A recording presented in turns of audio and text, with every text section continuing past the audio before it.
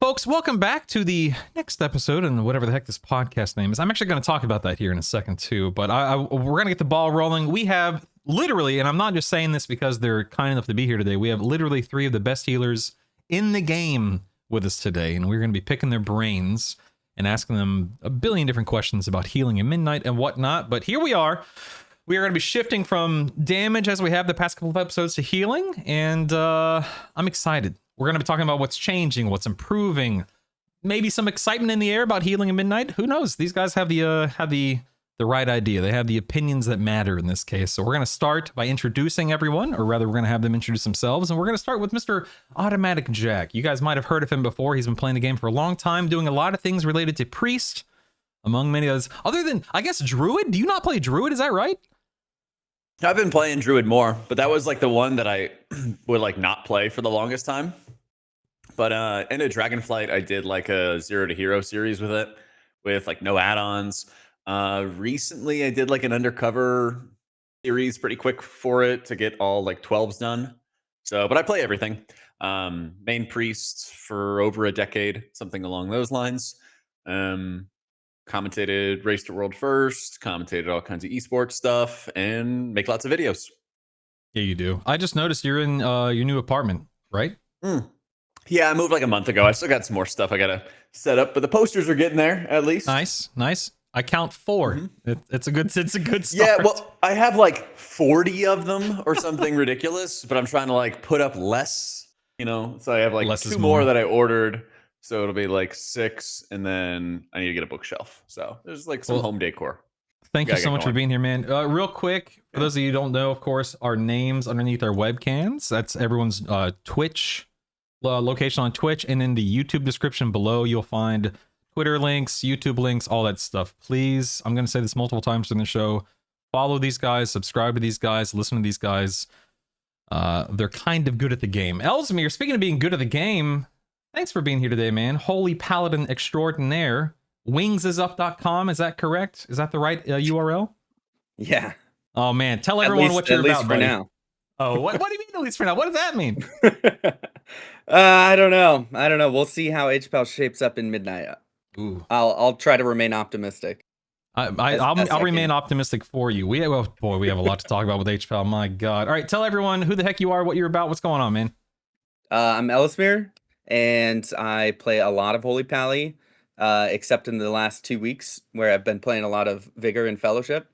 I love Mythic Plus. That's like my favorite thing in WoW, but I'm also going to become a world-renowned house builder come midnight. Very excited for that. Oh yeah. My don't know if I can rival Meg's cows though. I've been loving watching your Twitters all week, and every day there's a new cow tweet from Meg. It's ridiculous. And speaking of Meg, thank you for being here. We were talking a lot before the show. You seem to be an extremely pleasant person with a great disposition. Introduce yourselves. I think people are going to really like you today. What's going on, Meg? Thank you. My name is Megasett, or Meg is usually just what I end up going by. I like posting cows on Twitter, but my job is Mythic Plus, usually as a Mistweaver. I've been experimenting with Windwalker a little bit, but neither of them are particularly stellar at the moment. So mostly Mistweaver, mostly keys, but I do raid as well. Yeah, and you've been playing specifically Mistweaver for the past few years, is that correct? Yeah, consistently since Shadowlands, early Shadowlands. And you run the website Way of the Crane, correct? Yes, yeah. All right. And the guide and all the fun stuff. Right. So Wings is up, Way of the Crane. Make sure you guys go check out those websites if you want to know about HPAL and Mistweaver. But thank you guys again for being here. We're going to start a little icebreaker, as any good show does, of course. And we're going to ask you guys, Jak, I'm starting with you. I want to know one boss, one dungeon, perfectly it captures what you love or even hate about healing. What springs to mind? Does it have to be a dungeon boss, or it could be a raid boss? Man, it can be whatever the heck you want. You're healing everything, so dungeons, raids, whatever. Oh man, one of my favorite fights to heal of all time. Probably N'Zoth would be probably pretty high on my list. One of the best fights, I think. I remember in PTR for N'Zoth, there was a moment where the boss was like turned 90 degrees and you would like fall down into the platform and stuff on accident. I And you would see remember like that. the underside of N'Zoth. But there are a whole bunch of like weird things going on with it in testing. But it dealt like no damage in PTR. And they like quadrupled the rot damage, the ticking damage of the fight. And it was a constant attrition battle to heal through it. Made it one of my favorite fights to heal of all time. Really cool, just like epic looking boss, lots to do. And just a lot of different ways that you got like rewarded for like good positioning too. Because I think that's always a struggle on a lot of boss fights playing priest is like, how do you position yourself properly, not have to rely on other people for mobility like you have to on like Dimensius, for example. But just like, fun boss, fun to heal, lots of constant damage to heal up. I was playing. I'm sorry, I have to talk about DPS for a quick second. I was playing Hunter during Mythic N'Zoth, and I remember specifically having to place my pets at locations for maximum damage. That fight brings back a lot of good memories for me too. Meg, I'm shifting to you. Ellesmere, I'll get you. Don't worry, man. Don't worry. Meg, favorite raid encounter, dungeon encounter, whatever it may be for healing, or the one you hate the most as well. Whatever you want. There's plenty that I hate. There's probably too many to go over. I think my favorite recently was the last boss of Galakron's Fall. Oh wow. Partially Okay. because it was, I mean, healing the NPC was kind of like not the best because I know that the UI doesn't really give you any tools for that. But I did like specifically because Mistweaver could abuse our tier set at the time through the NPC, and it allowed for creativity, and that's part of what I like about healing in general. So Yeah. it was nice to be able to take advantage of that. UI not giving you what you need. Oh, we might circle back around to that in a few minutes. We may. Ellesmere, give me something you love, something you hate about healing, specific encounter. What springs to mind? My favorite encounter healing was probably second to last boss of Sepulchre. I don't remember what the name of it was. Ragalon? But yeah, Ragalon. The target selection on that fight was immensely important, and it really separated healers in like cutting edge mythic when you knew exactly like every single global you had to pick the right person to heal. And that's my favorite thing about healing is target selection, which is part of the reason I'm so like against like avenging crusader builds for HPAL and stuff like that, is just because I love target selection as a healer, and that fight was kind of like the pinnacle of target selection in cutting edge environments, at least from what I remember.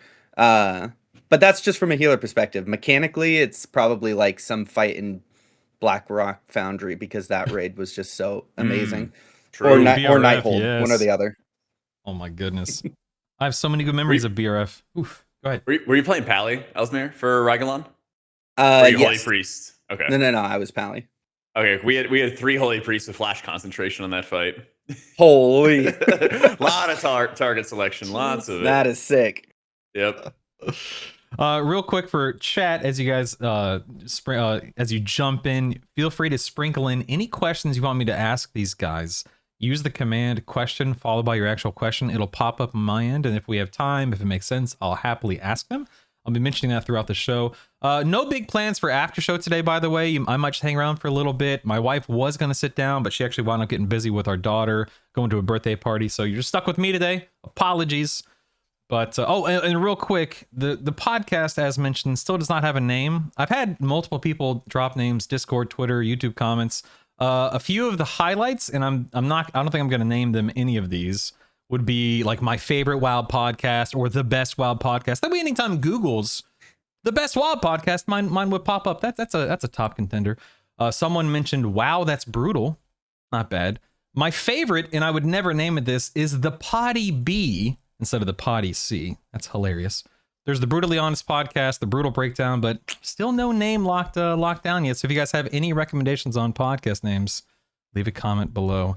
All right, we're going to be jumping right into the first big topic, the state of healing in Midnight. And we're going to be starting with Meg.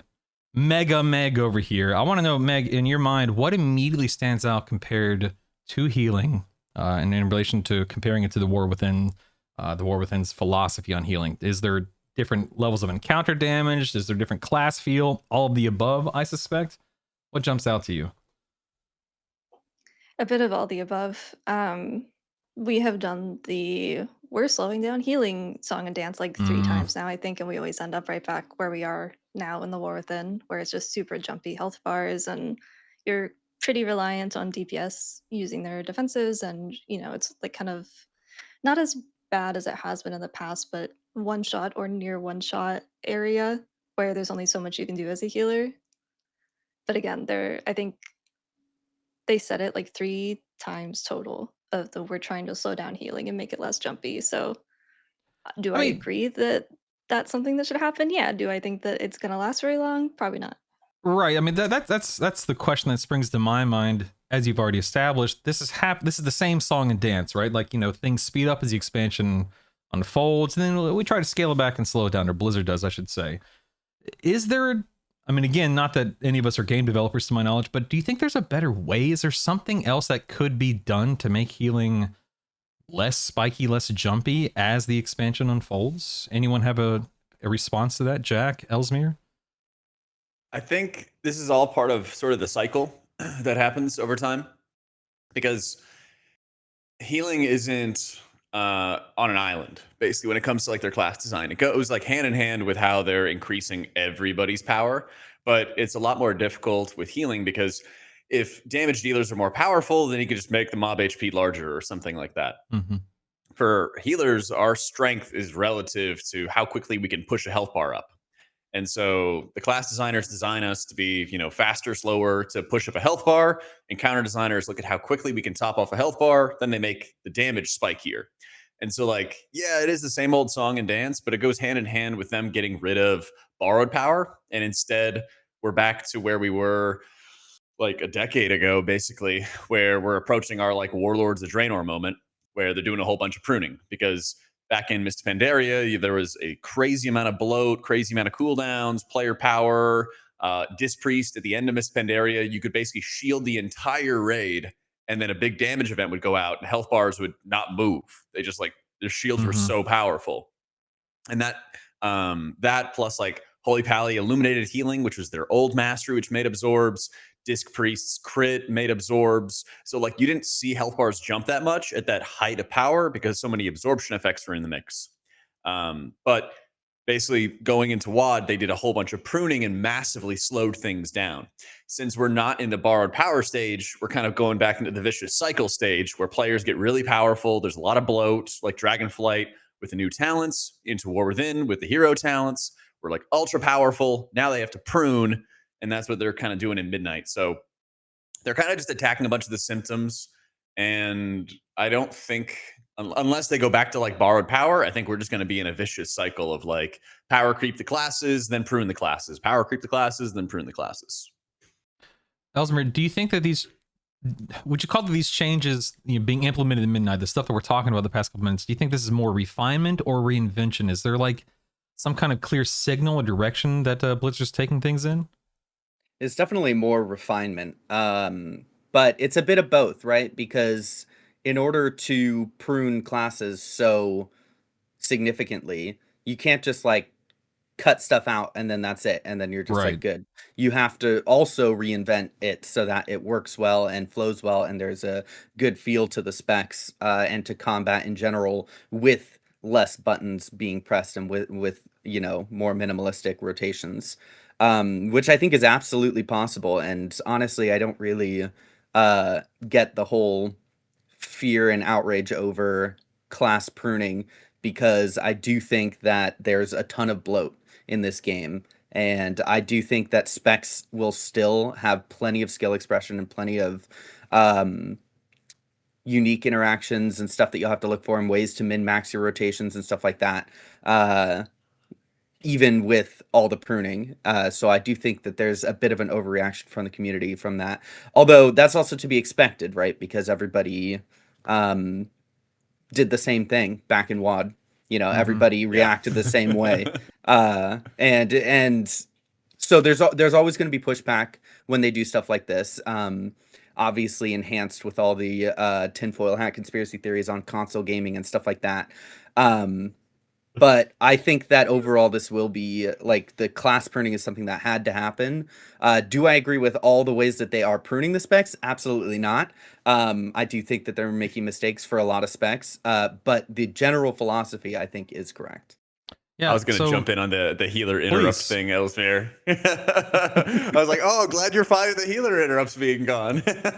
Well, like I said, not everything I'm a big fan of. Yeah. While you were talking, Ellesmere, I pulled up that something that looks like Red X303 on YouTube made this little infographic sheet about a month ago. And Jak, I'm looking at it here, and I'm seeing a bunch of red X's across a bunch of skills, abilities, talents from Holy Priest specifically. And we're talking about pruning. That's why I pulled this up. Why is Holy Priest apparently losing everything? This is a lot of stuff. What is this? So a lot of the pruning getting done just in general are like paring down a lot of active abilities which didn't have much of a place. So on the graphic, you see renew gets removed, heal gets removed. So renew, for the last time that renew was worth casting was Warlords of Draenor. And then from Warlords of Draenor to present day, they had to make a specific talent called Empowered Renew to actually make it worth casting. But ever since that, it was an active button that was just not worth the GCD, and it was like the total noob trap. So they got rid of that talent, and they just made all the Renew healing passive. So like they kind of got rid of a button that, in most cases, you should not have been pressing anyway until they had added that Empowered Renew. With a lot of specs, they got rid of extra single target heals. They got rid of, was it healing surge, but they kept healing wave. So they got rid of heal for Holy Priest, but kept like flash heal. And it's just kind of like extra button that didn't really do much. Power Word Life was like a strong heal, but only if somebody's really low HP. And that was like a tough one to time. Shadow Fiend, Shadow Word Pain, Divine Star. They made Halo only for Archon. They just pared down a bunch of abilities that were very situational in terms of when you could actually utilize them. One that was like actually a big loss was like Symbol of Hope. But I think what happens with pruning for everybody is there's probably, I don't know, over 50% of the pruning, a lot of people will be like, yeah, I didn't need this, I didn't need that. And then there's always going to be at least one or two things that people are going to miss. And I'm kind of fine with that. Obviously losing Symbol sucks, but at the same time, I'm like, it's worth it if everybody is also kind of losing certain things or have to give up certain abilities just to kind of slow the overall environment down. Because what Symbol did was it gave you your personal defensives back.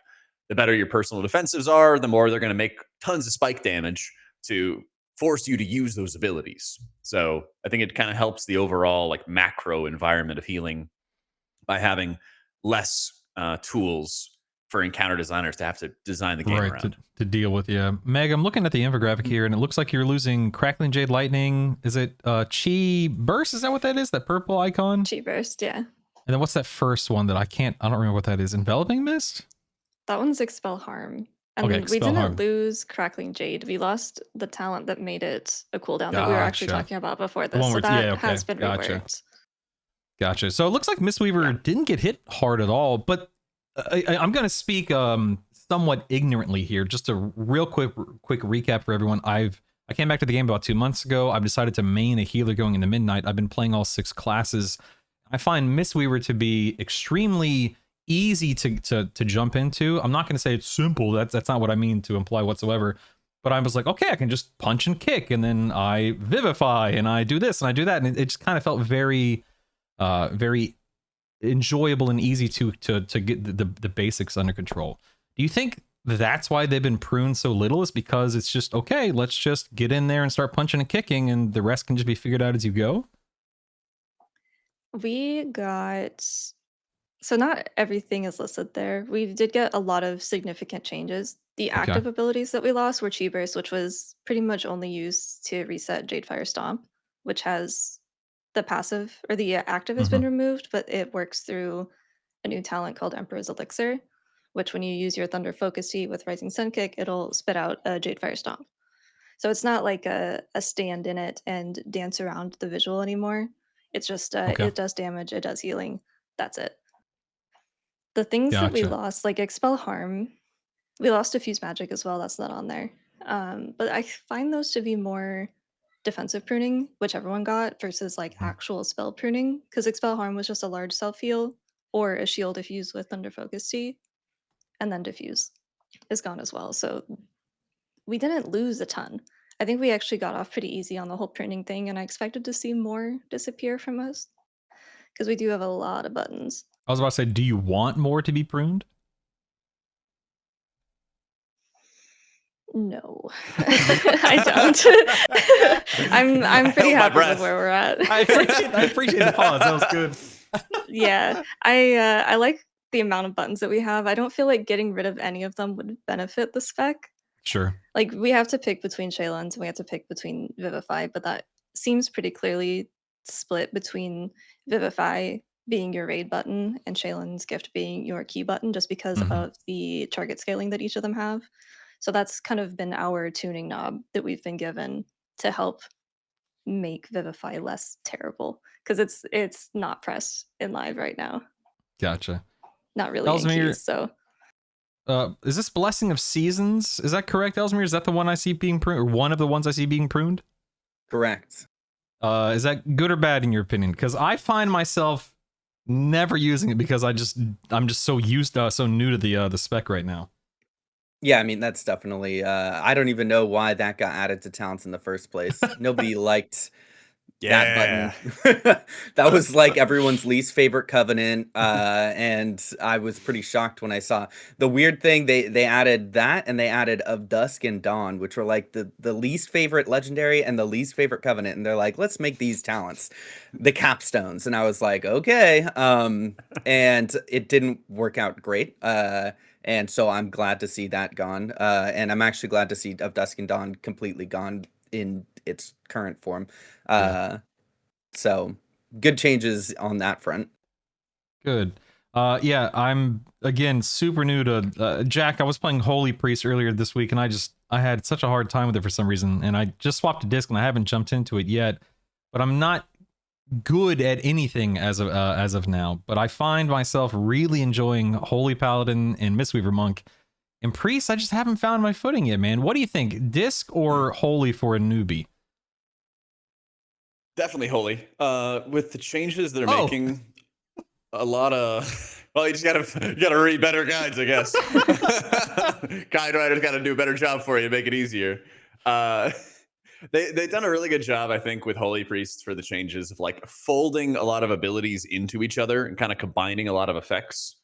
So and that's one thing I like broadly with a lot of the pruning that they've done is like you might have to press like two buttons in like one after another to use your abilities in War Within, but now you just press one and it does the exact same thing. So it's a lot of like not only pruning for less abilities, but also just kind of streamlining. And Holy Priest is like very streamlined going into midnight. And they also added some talents that are really nice where you can give up Sanctify, your AoE Holy Word. And in return, your single target Holy Word does more healing and also cleaves 4 allies. So it's like a really good 5-man buff to allow you to just improve your single target healing. Meg, you had mentioned the UI earlier, and this will not be the only time we talk about it, but do you think that any of the new visuals that you're aware of so far, anything related to the UI with it being cleaned up and trimmed back, do you think that's going to make healing clearer or just simpler or something else altogether? Harder? it makes it different, that's for sure. I don't know if simple is necessarily better. I do think that it's simpler, but I don't know if that's going to benefit us in the long run. There's a lot of things that I like to see on frames, and it may be more than I think most people like to see, but being able to tell, okay, this guy's got, this defensive up because I have on my frames, I have all of the defensives for the DPS. It's like, okay, even if he has dwarf up, like I know that I have to worry about him less. But now if I can't see all of those things, I'm just going to be constantly babysitting everyone a lot harder. Yeah. Which spreads my resources thinner depending on how the damage is tuned. So maybe a little more unclear but simpler, but also I don't know if either of those are actually beneficial in this case. Gotcha. Ellesmere, I want your early read as to the best of your ability on Blizzard's philosophy for healer agency going into Midnight. Do you think that we need or that we'll have more personal DPS? Is that something we should even be worried about or focused on? Do you think we should be pure support, somewhere in between? Where do you think we're going to land, and what do you think matters? Well, I'm gonna give you two answers. I'm gonna give you the answer All right. of what Blizzard wants, or at least appears to want, based on the changes that they're making. And I'll give you what I want. What Blizzard wants is, at least from the changes, it appears that they are interested in healers just exclusively showcasing their agency through healing throughput. That seems to be their main core focus. They want us less focus on like team stuff like interrupts and AoE stops and stuff like that, at least in a Mythic Plus environment. And they want us less focused on damage. They want us to basically just be focused on healing. And that is something that I know there is an audience for. That audience just isn't me. And I might be the minority here. I try to get a pretty well-rounded information from my community through, sources, whether it's casual players or but obviously it can be hard to do that as somebody who doesn't pug a lot and somebody who plays a lot, mostly in the really high-end scene. My views can be somewhat limited there. From my standpoint, obviously, I'm someone who's always really liked showcasing my talents as a healer in ways besides healing throughput. For me, if I'm just looking to showcase my talents for healing throughput, I will raid, because that's what raiding is. Raiding's all about, maximizing your HPS, trying to, show off your healing as much as possible. And for me, Mythic Plus was supposed to be something different. It's supposed to be something where you got to showcase other talents, whether it's damage, helping your team through interrupts, stops, coordinating defensives, proactive healing based on targeted spells, stuff like that. And all that stuff, we discussed, or at least Jak mentioned earlier, my crusade against the removal of healer interrupts. But I did want to clarify something, which is that I'm not actually against the removal of healer interrupts specifically. My problem was that it was a part of a series of changes that Blizzard was making that was removing overall healer agency in Mythic Plus outside of just raw healing throughput. That meaning, not only were we having our interrupts removed, but we were also losing a lot of utility. We're also being gutted in terms of our damage relative to previous expansions. So we're not going to really do damage. We're not really going to help with kicks or utility that as much as we have in the past. And we're also losing the ability to coordinate defenses because we can't track that anymore. And we're also going to have a much harder time playing proactively in terms of targeted spells, because we're no longer going to know who's targeted by a spell unless we're staring at cast bars, which is actually something that Blizzard has specifically stated they do not want healers to do. That was part of their reasoning for why they removed kicks, was that they don't want healers to have to look at enemy cast bars. They want them looking at party frames. But if we're doing that, then we can't tell who's being targeted by a spell. And if that's true, then we can't play proactively the way that we have in the past. So it kind of conflicting stuff from Blizzard in terms of how they want healers to play and what they want us to be paying attention to and where they want our agency to lie. But yeah, it does appear that we're going to be moving in more of a strictly healing direction. And for me, that's not great. You prefer that hands-on, get in there, I want to do as much as I can with what I have kind of a play style? Me too, for the record. I just want to feel like I'm part of the team, and I don't want to feel like I'm playing my own mini game of just staring at party frames for 30 minutes, Yeah. What do they call that? Whack-a-mole healing? Is that what they call that? Is that right? Yeah. All you're doing is just staring at the bars? Yeah, and to be clear, I do love that. Like I said earlier, Raglan being my favorite fight, my favorite thing's target selection. I love target selection, prio healing. triage healing, min-maxing, all that. That is like totally my wheelhouse of what I enjoy doing as a healer. But Mythic Plus was supposed to be about more than just raw healing, because again, that's what Raid's for. And so for me, I was really hoping to see more skill expression be brought back to healers in other ways going into Midnight. Obviously, my big preference would be via damage. You could get rid of my interrupts. If you buff healer damage significantly enough so that we're actually impactful in terms of min-maxing our damage, you could take away our interrupts. I don't care.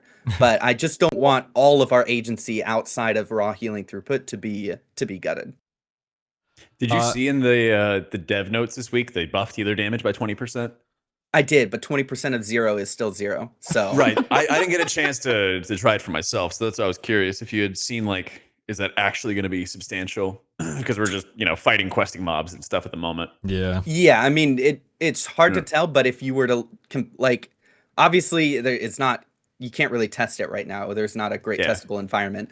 But if you were to just add 20% of the damage that healers do currently in M+ to what we do, it would still be just nothing compared to a singular proc from a DPS on an AoE pack. They're just going to do the same amount of damage we would do for 5 straight minutes.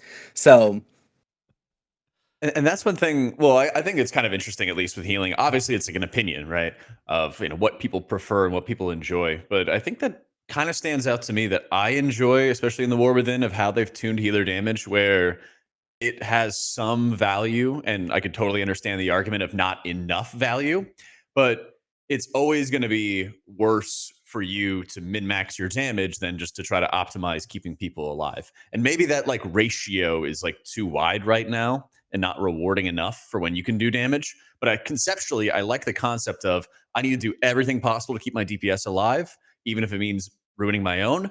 But at the same time, if I skillfully keep everybody healthy and skillfully keep everybody topped off, then I get to do some extra damage. Maybe it's just not rewarding enough right now, and I can definitely see that sort of argument, but I like that overall philosophy.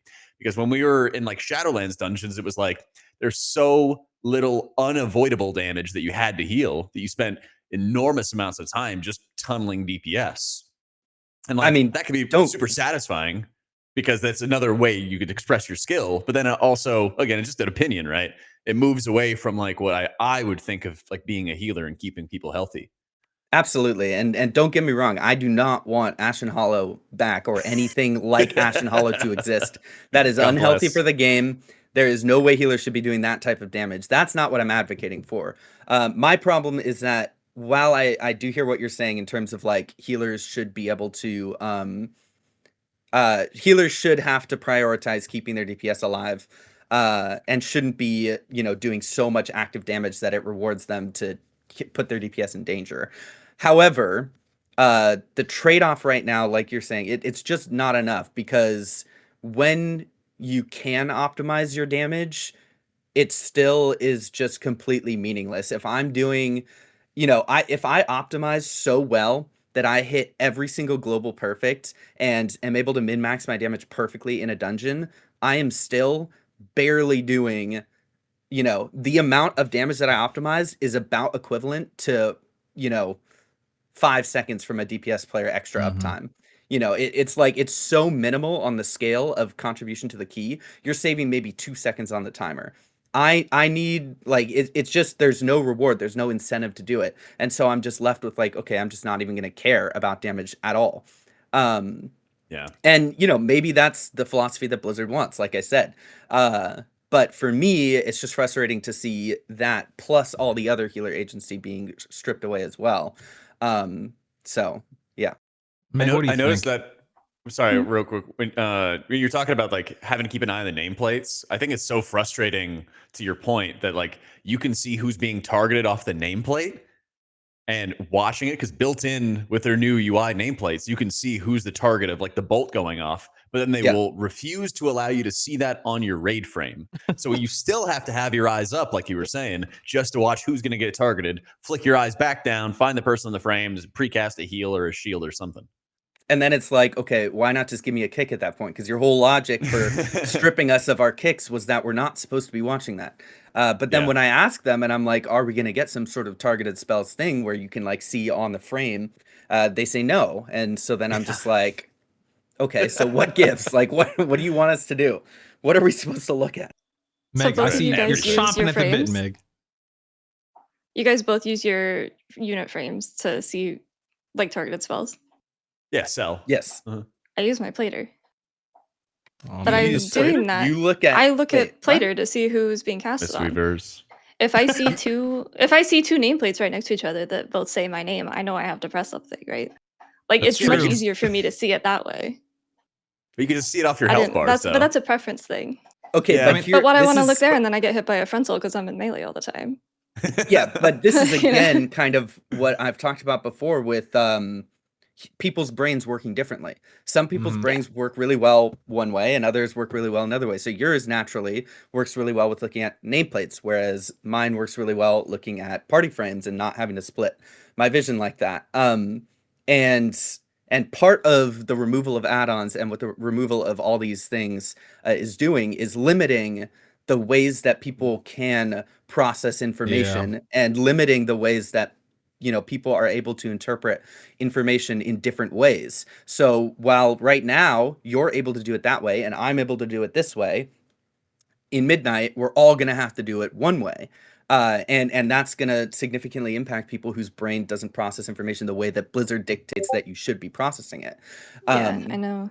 I know they yeah. brought up the audio cues and the cooldown manager. I Mhm. hate audio cues. Oh, yeah. Kendall, I love your stream. I have to mute it sometimes because you just have gunshot. Like it sounds like a war No, zone. it's fair. I can't get do it. it. I So feel the I'm same like, way. this is great, but I hate audio cues. No, So I mean, I I'm get not it. so excited to see rarely. Again, it's literally just people's brains processing information differently. And that's what I love about weak auras and about add-ons and stuff like that. And so yeah, I mean, for some people it's going to be great, and then for other people it's probably going to negatively impact them a lot. Yeah, but just so you, not that anyone asked, but Meg, my brain works the exact same way yours does. And I think a lot of it stems from the fact that I come from a tank and a DPS background. I'm always looking at plater nameplates.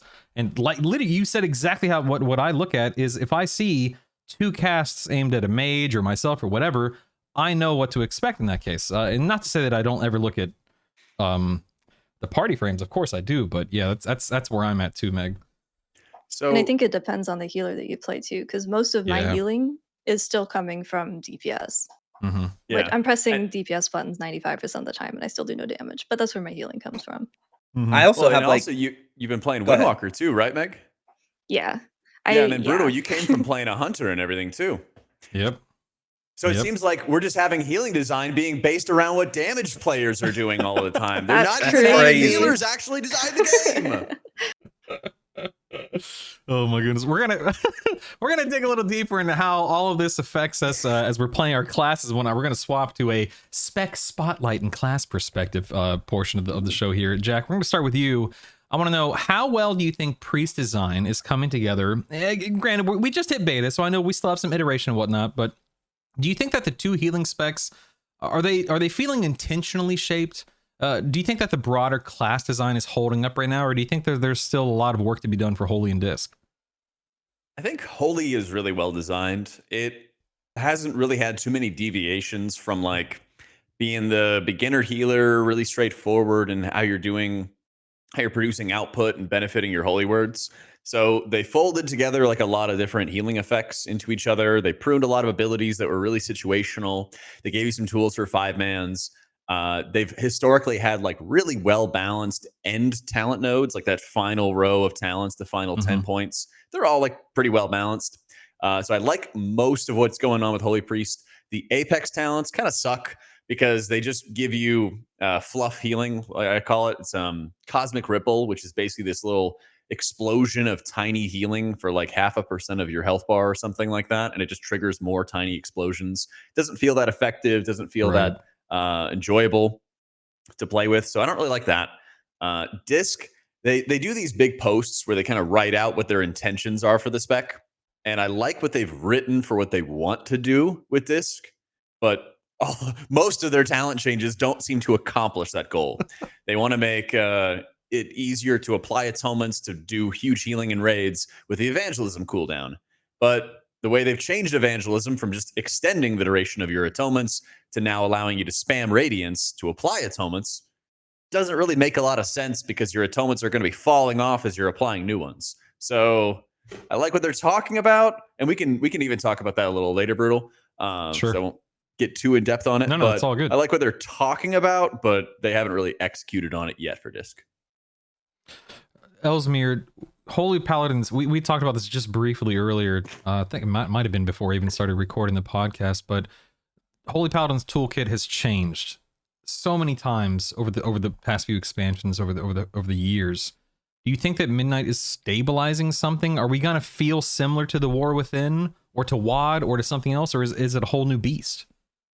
Not even close. It's an entirely new thing. Blizzard has this track record of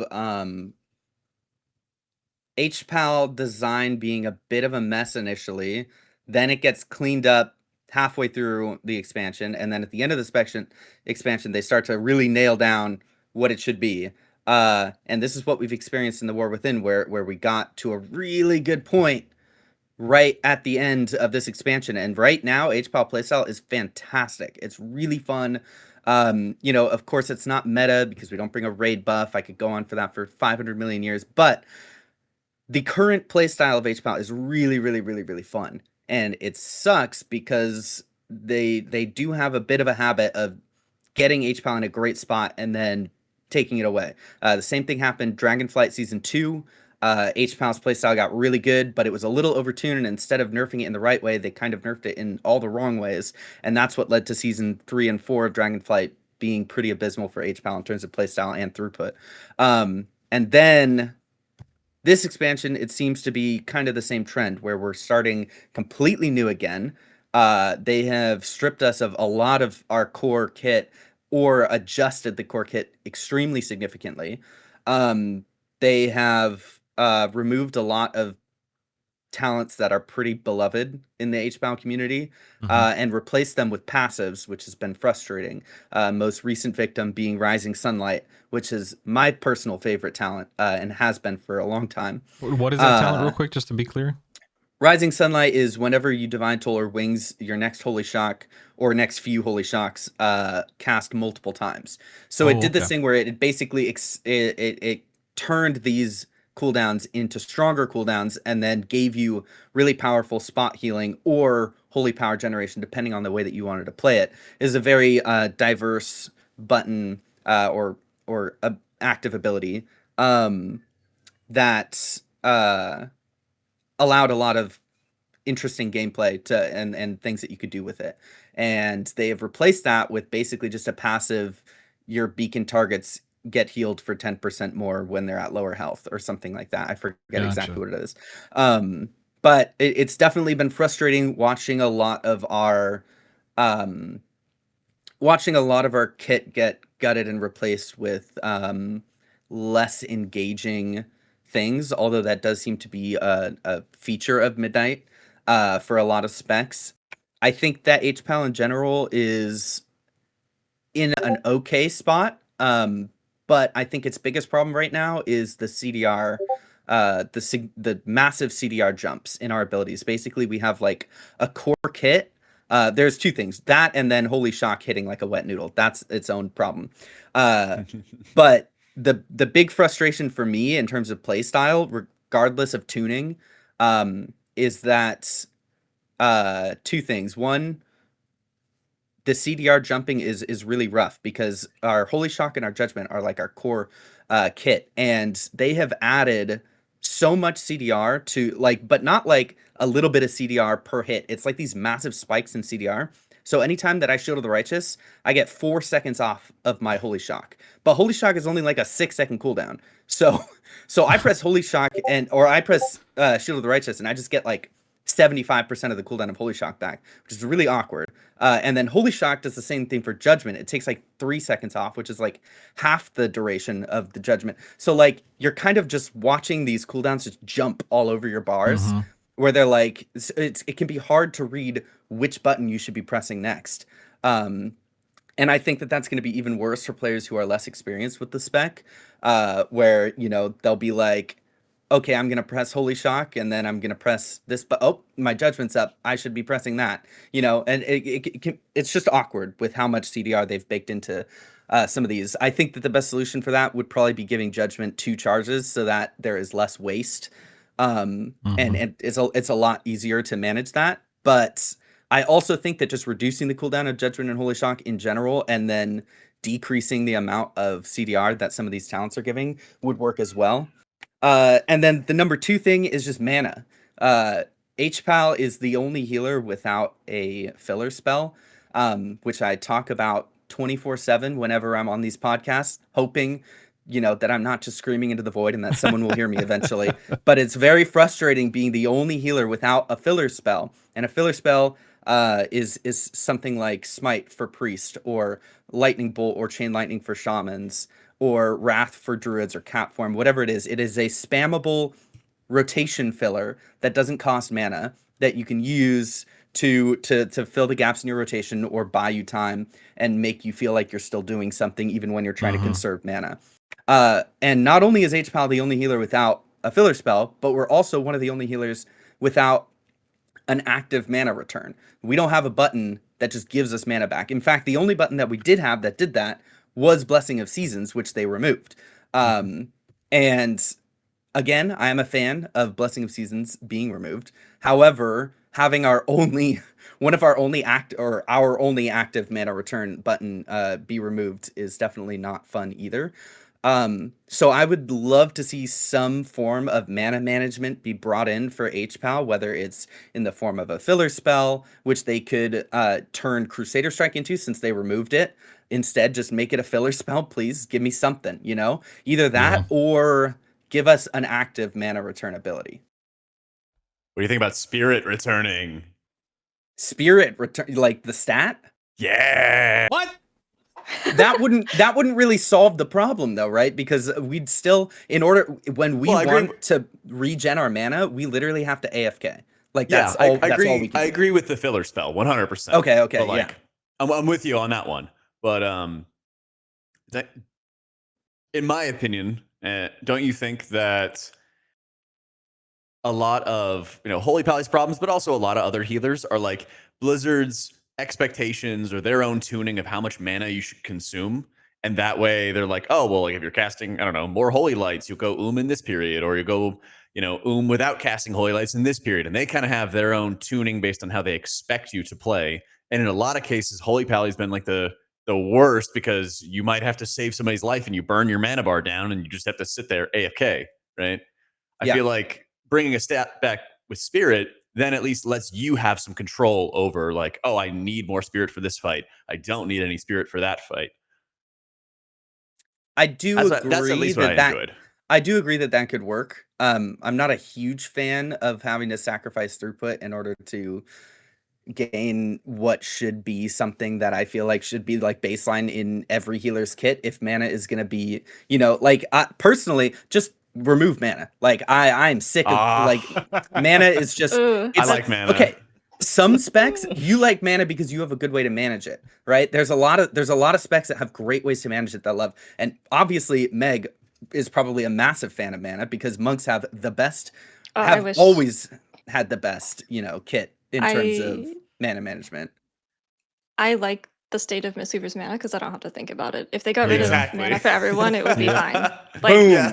I don't want this to be the limiting factor. Big fan. Yeah. So I mean that's no my mana thing. already. I think Pretty that much. unless they can make it so that every healer has to play around mana in a meaningful way and like the same amount, then I don't think that mana should be a thing. And fair. the reality is Blizzard has shown that they are not able to do that for many, many expansions. I do not remember the last time that healers have evenly had to care about mana. It had to be at least a decade ago. Yeah, so we're kind of on like opposite sides of like the extreme, right? You're like, I think we both agree on the problem, but it's like on your side, it's like, well, if they're not going to be fair about it, let's not have mana at all. But I would much rather it get put onto the player to then go for Spirit, because then you as the player have control over your mana regen, your mana returns as all. In advance. I would be okay with that.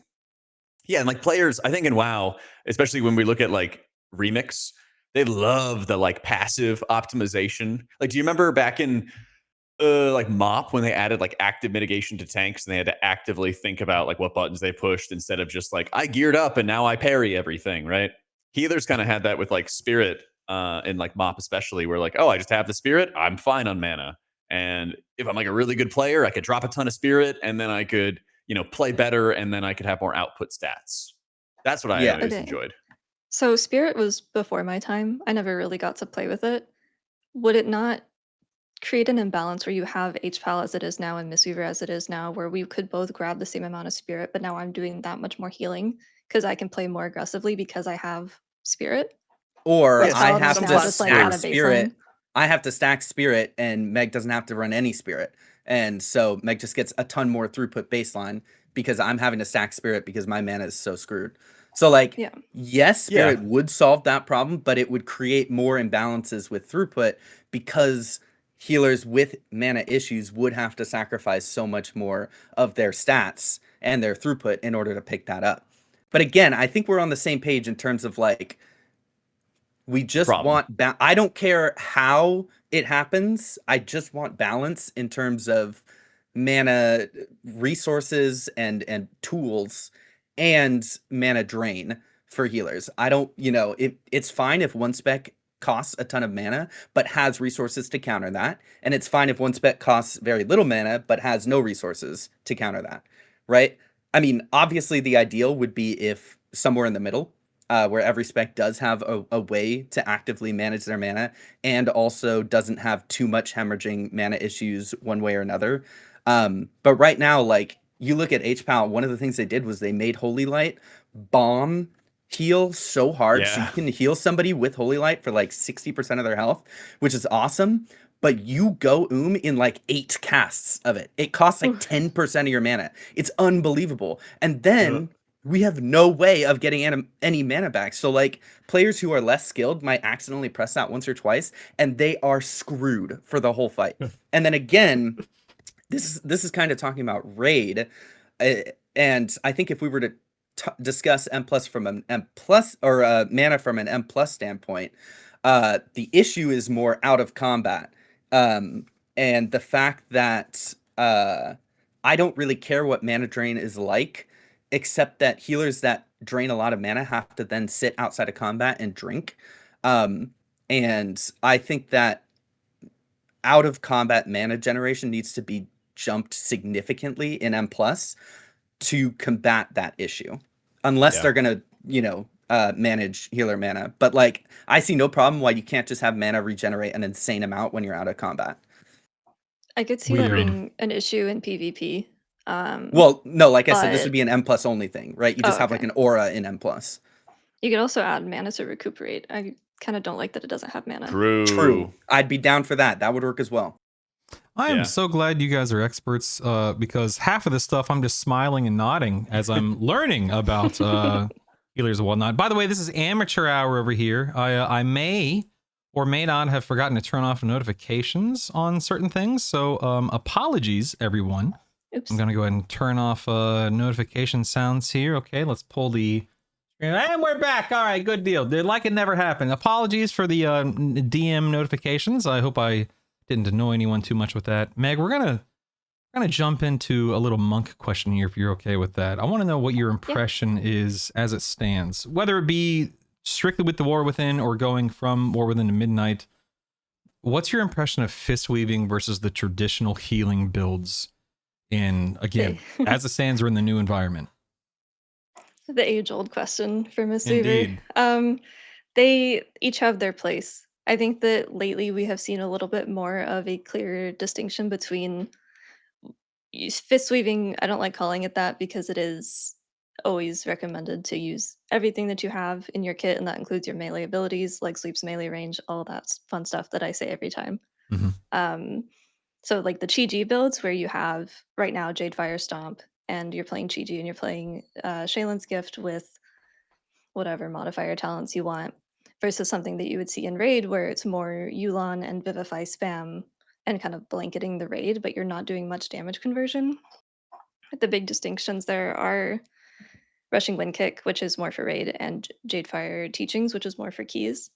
So I don't think that either of them should cross over to the other form of content because it makes balancing really hard. Like we saw in Liberation of Undermine, we were playing Chi-Ji, we were playing Jade Empowerment, Jade Fire Teachings, where it's a very Mythic Plus type of build and you just DPS your whole way through and you did a lot of damage. And then that got nerfed and never fixed.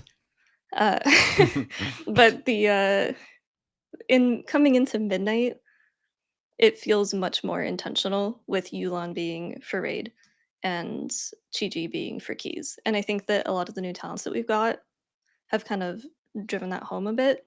And then of course you have PvP that you have to think about as well, where you do have Fistweaving, because it's like actually a thing there versus like the caster builds that are using the Jade Empowerment with Yulon and everything and use Rushing Wind Kick. So it's a nightmare to try to balance between all these different forms of content when you do have the melee healer issue, but also being melee in raid sucks, but also you don't have any conversion in raid. So it's like 7 different things to try to balance, and it sounds like a nightmare, but I think that we have pretty good changes coming into it right now.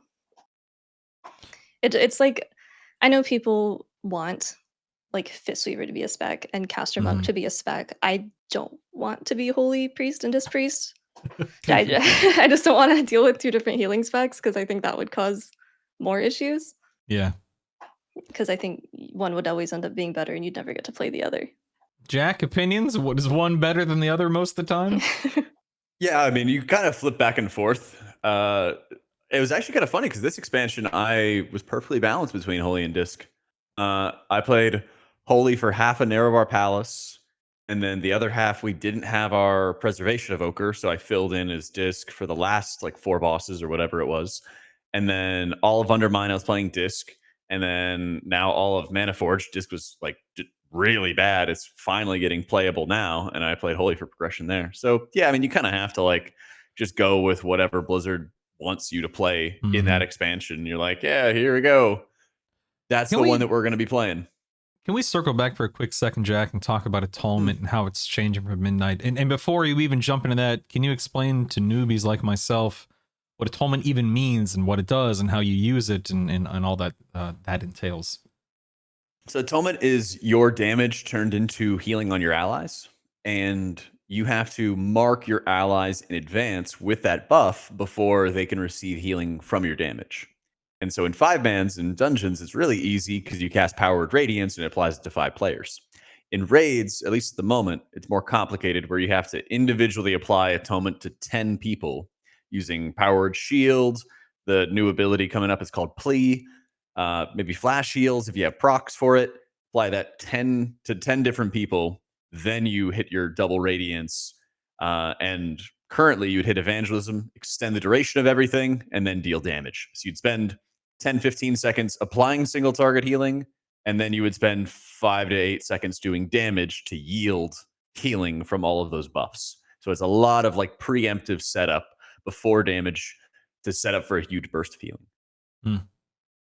And how is it changing between the War Within and Midnight?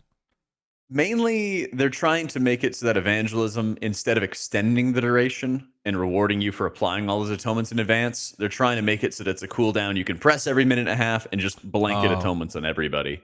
Gotcha. It's kind of inefficient right now because you could just hit Evangelism and spam Radiances for 8 seconds, but your atonements from Radiance are only 10 seconds instead of the standard 15 seconds. They might be 14 seconds, I think, with Oracle, 13 seconds maybe. But still, you're having a lot of atonements falling off and expiring by the time that Evangelism duration will end, and you're not really yielding the value that you want. So it's an inefficient way to do it right now. The talents just don't really work the way that they want them to, and so they got to kind of clean it up. But 5-mans should be pretty unaffected so far. Gotcha. Ellesmere, with your site, Wings is Up. Make sure you guys go check it out. All right. You have broken down what makes a good Holy Paladin versus a great Holy Paladin in terms of gameplay, but I want you to kind of articulate to the best of your ability what traits separate the top 1%, like the Ellesmeres versus the Brutals, for example. I think there's a lot of stuff that goes into min-maxing and getting the most out of your spec, but I think a lot of times it's confidence. I see a lot of healers that are really good lack confidence, and it shows in their gameplay. A lot of healing, especially in hierarchies, but just in general, is about making sure that you have full trust in the decisions that you're making. So basically, like, when you start second guessing yourself as a healer, and when you start second guessing what button you're going to press at any given moment, that is what ends up screwing you over. You end up, taking that extra second and not casting the spell that you should have cast because you second guess your decision. So I think that when I watch healers play with confidence, it's really incredible to see how strong they can be. Mhm. And then when I watch them, get knocked down and then lose some of that confidence, there's a huge effect in their gameplay, an absolutely huge effect in their gameplay. Obviously, there's more to it, when it comes to optimizing your UI, pouring in tons of hours into the game, and making sure that you have studied routing, and you've studied what mobs do, what casts are going off, and then there's reactive gameplay, proactive gameplay, and there's a million things that go into optimizing your character. But I think that oftentimes people focus on the wrong things. I see people hyperfixate on secondary stat optimizations, or things that just have very little relevance to your overall throughput, versus actually spending time on the things that are going to make a big difference. Like making sure that exactly what button priority you should have at any given moment, exactly what like where you should allocate your cooldowns. Things like that are going to make a significantly larger impact in your gameplay than optimizing your secondary stats or staring at raid bots for the 5 millionth time. And I think that's where a lot of people lose some of their time investment into the game, and in terms of like how quickly they're able to level up their gameplay, is maybe just focusing on the wrong things sometimes. So I want to talk about how I know we've been talking about how healing feels, is what I'm trying to say, but I'm going to talk about why people may not gravitate toward the role as often as DPS, for example. And Jak, we're going to start with you. Why do you think healer representation is commonly an issue? Is it complexity, responsibility, the fact that there's only one slot in every 5-man group? Just where do you think it comes into play? So a lot of times I feel like difficulty is, just like a wide spectrum. And there's a lot of moments where you kind of jump from like one end of the spectrum to the other with healing. You've had times where healing is so simple that it's just a fourth DPS a lot of times, and who can add the most DPS, what spec can do the most damage is the one that's going to be more desired.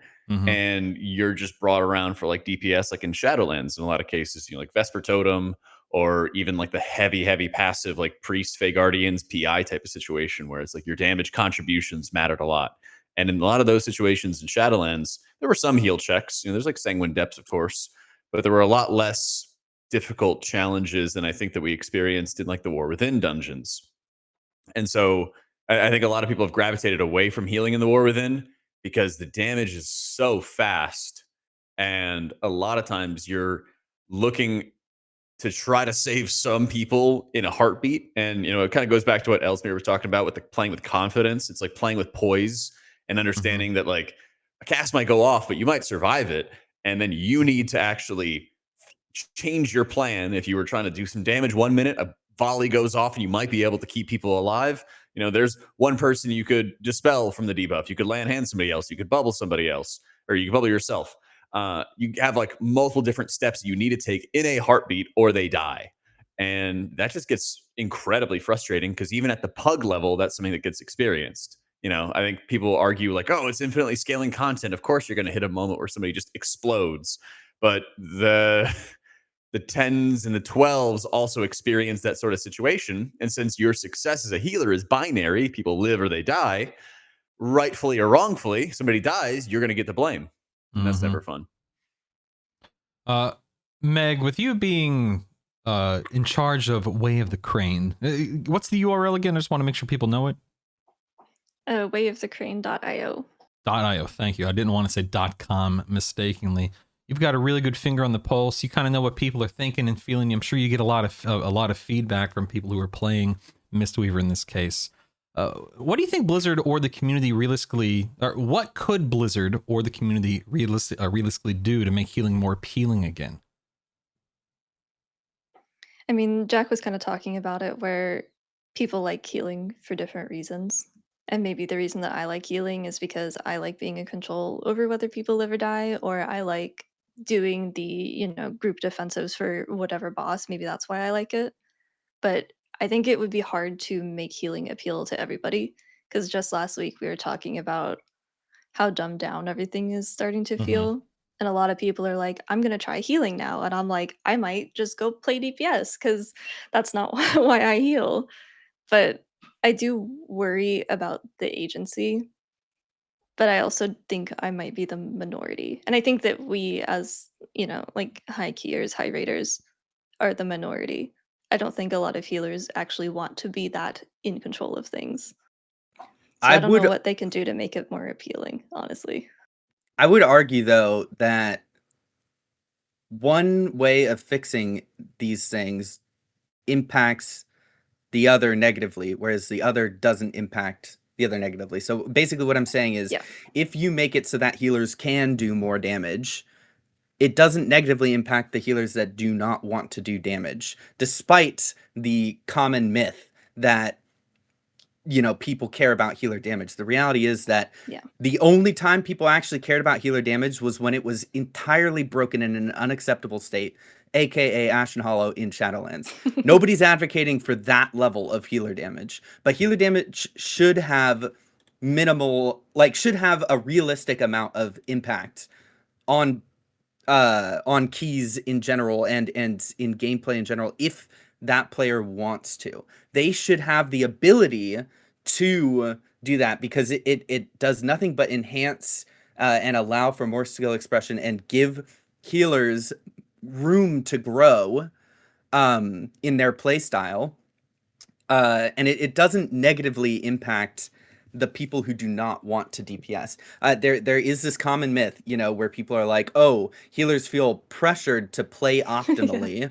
And because they feel pressured to play optimally, that means that they want to, min-max every single global. And for me, it's like, I think that we severely underestimate or overestimate the average player. The average player is doing +2s to +6s at best. The average player is not reading guides, not watching Twitch streamers. They don't know who any of us are. The average player is just loading up the starter build on their character and doing a couple casual, runs for fun with friends or whatever it might be. But the people who are pushing their characters to higher limits, there should be room for them for their playstyle to grow outside of just raw healing throughput. There should be the ability to increase your agency and the amount that you contribute to the group without negatively impacting. And so the whole idea is that, okay, you can't give healers the ability to do meaningful damage without negatively impacting the casual healers. But that's just not true. Unless somebody can really present me with an argument, which I have not heard yet. I've argued this for a long time. And I have not heard anybody give me a solid reason for why. The best I've heard is that these players look up guides and they want to play optimally, and playing optimally means contributing damage.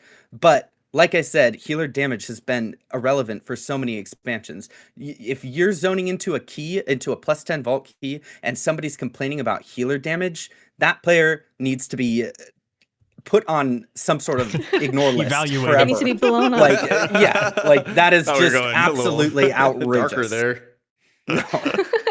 Yeah. No, I think there's like a healer. I think it's like the healer mean girl situation where I feel like some of the people who always like whine about healer damage right now, of like, oh, this healer needs to be doing more, are people who've like played healer in the past and they're like, oh, like you're not doing enough damage, you're not doing enough of this or that. And meanwhile, like the DPS players, they don't care. They don't even think about that stuff. They don't even think about what the healer is doing. They're just thinking about what they're doing, you know. Yeah, most And I DPS don't agree even to your have healing point. meters. Yeah, most of the time they don't. You know, and like to your point, I think it's. I think what I've really like about your point is being able to have the best of both, where you can make the baseline game simple enough for people to pick up and understand, but also give enough runway for high end players to express their skill. But if your damage contribution is so low, then even if you work and sweat and do excellent damage relative to your maximum, you do 99% of your maximum damage in a run, you're making the run go 5 seconds faster or something. And like, yeah, it's something, but it's not going to make up for a death by any means. Yeah. And so having the sweet spot there, I think, is important for like the long road of players. I agree. I will Yeah. say that coming from like a Mistweaver specific point of view, to make it more appealing would just be to have tools that scale well. Like we Yeah. have like I complain about this all the time. This is like the horse I've been riding lately. Life Cocoon sucks, man. I put 3 Yeah. talents into it and it's still Aw. terrible. Like Add a DR. It's so bad. It needs to have a DR. It needs to have the baseline cooldown that Chrysalis gives it. 3 talent points to make it what it is, and it's still the worst in the game. So Yeah. for Mistweaver, it's like I don't even need a reason to be brought at this point. I need less reasons to not be brought by having like a real button for my tank or something. So I think having a little bit more of an even playing field when it comes to like our toolkit would make it more appealing. Because I know some people are like, "Oh, I'd like to try Mistweaver, but I don't want to sit in queue for 3 hours." And I'm like, "Yeah, you're not wrong." Yeah. Right, And it that's is- something that seems inevitable. Go Is like as it gets easier to re-roll and gear up a new character, there's increasing pressure to go play around whatever is flavor of the month. And then a lot of people who have associated, their identity or just what they generally enjoy playing, then have to go play something that they may enjoy half as much or a quarter as much of their main. But then, yeah, I think it's like the almost like mass psychosis of like, you need to do what all these 0.1 percenters do rather than you just need to do the dungeon well. You need to, understand what the mobs do. You need to, understand where the damage is coming from, what's unavoidable, what is avoidable. And a lot of people skip that, go to copy those that do look up things, go to copy whatever the best players are doing, try to build a group around that. And then they just smash face into content. Mm-hmm. All right. It's question time for the 3 of you guys. We're like 10-15 minutes off from when the show is supposed to end, but we still have a bunch of questions. Do you guys want to extend the show, or do you want me to cut some questions? I'm chilling. Cut everybody's questions but mine. All right. We're gonna go a few minutes over if you guys are okay with that, because I really am enjoying this conversation. I want to keep asking things and learning and whatnot. So, but I won't hold you for another hour or anything. It'll be 15 to 30 minutes max. But if anyone's got to go, please speak up. If I have anything to say about it, it'll be another hour. Trust me, it's better than you guys giving like 1 or 2 word answers and then us having an hour of time to kill. So I appreciate it. I really do. We're going to jump into accessibility and UI, because I know this is a huge topic for a lot of people. I have definitely made my feelings known about UI. I'm a big add-on and UI guy. I have been for decades now. But we're not here to talk. You're not here to listen to me. We're here to listen to you guys. Meg, we're going to start with you. Blizzard, as you guys know, they have been on this crusade to declutter the screen, to strengthen the base UI, which I think is great. It's a great mentality, a great way to think about it. But from a healer's perspective, how do you think it's going, and how do you think it's going to land, if you had to guess? So since the beginning of all the add-on Armageddon or the add-on Purge or whatever people are calling it, I agree with the concept that you should be able to just log in, play the game, understand most of what you need from a native standpoint. I don't disagree with that. I think that the time frame they've given themselves is far too short, and they're not going to have time to fix everything, and they don't have the manpower that the community does, because there's millions of us and there's like 15 of them like for the UI department. So if that I don't disagree with what they're doing or why they're doing it. I just don't think that it's going to end up fitting the time frame at a quality that WoW players would expect. So we talked about it a little earlier. Sorry, we're Yeah. barking. It's all We good. talked about it a little earlier with the audio cues and how I hate them and how Mhm. Ellesmere loves Yeah, them, or how Jak. they use their frames for the kicks, or I use Plater, and that's all good and fine. But I don't necessarily see a reason why we can't just have information displayed to us in a way that we would like.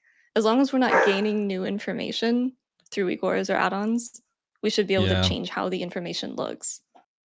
I know we have a lot of customizations coming, down the pipeline from add-on authors and creators, and we haven't seen everything yet. And also Blizzard is, as far as we know, they haven't locked everything in yet either. So we know that there are more changes. But Jak, how do you think things are shaping up right now? As someone who raids, as someone who does Mythic Plus, as somebody who is very much a part of the PvE community. I think Blizzard is eventually going to chicken out. And I think what we're seeing right now is like the process of this. Because initially they said combat add-ons are just gone, like screw this, like none of that garbage, get out of here. And now they've adjusted to say, okay, we can have combat add-ons, but they can't do more than the baseline UI does. And what we've been seeing recently, especially on Twitter lately, is a lot of people are posting, hey, here's like the 50 add-ons I'm using to make, my add-ons and UI look the same as it does on live. And like, we're in the very beginning of this pretty cool optimization phase where we're rebuilding how add-ons are going to be structured and how they're going to look, but also what they're going to allow. Mm-hmm. And especially as healers are speaking up, because we have so many different parts of the UI that we interact with more so than others, like raid frames, for example. That's where they're starting to give more ground on what they're letting the add-on developers actually have access to. And they recently did a post, like a huge lengthy post about what they were changing with add-ons. One of the things they're like, hey, runes, holy power, we're going to let you guys specifically customize this so you can make it look like a bunch of Tyrannosaurus Rexes on a surfboard if you wanted to for holy power, or you can make it look like, shiny orbs of sun. You can have this customization you want. And I think they're starting to continuously give ground. And so, funny enough, we're not really going to hit a situation where we're not using any add-ons or we're not dependent on add-ons. We probably will be, but we're going to hit a point instead where we're going to like still use add-ons, but there's going to just be a lot more limitations in place.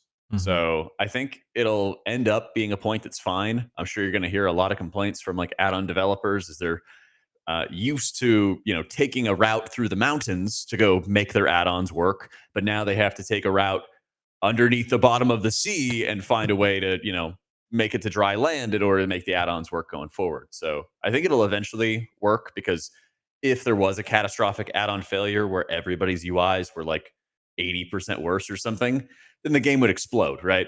It's like the train that's like bearing down on us and we're just jumping around in the train tracks, having a fun time. Like, we know that it's coming. We can get out of the way in time. And I think Blizzard's not perfect solution, but the one that's available to them is going to be to, keep on giving ground to the add-on developers so that they can manipulate the things that they want to, and people's UIs will be similar to what they used to be. Jak, do you think that these changes actually reduce noise, or do you think it's going to make it harder to spot what matters? I mean, we've seen the raid frame changes and these fancy new icons and whatnot. I think it'll be honestly kind of the same. People can have their UIs as messy or as clean as they really want them to be. And I think you're going to have limitations, and there's going to be some stupid ones, I think, with like being able to see the cast or who's being cast on from the nameplate, but not being able to see it on the raid frame, I think is going to be silly. I don't think it's too bad of a thing, even though it's convenient for high level players. I also don't really think it's the end of the world to not track every single person's cooldowns and have to like kind of juggle around those things. I understand it. It kind of sucks not having that information, but coming from like playing Fellowship, I'm like, oh, I don't really mind this anymore, because everybody's sort of on this even playing field with that game. So there's like positive and negatives about it, but I think what we're seeing right now is like we're going to get to a good spot with add-ons so that they may not be as insane as they used to be, but it'll be like acceptable for people to play. Ellesmere, where do you think the line is between clarity and overload with this type of stuff? I think I might piss a lot of people off when I say this. But I think that the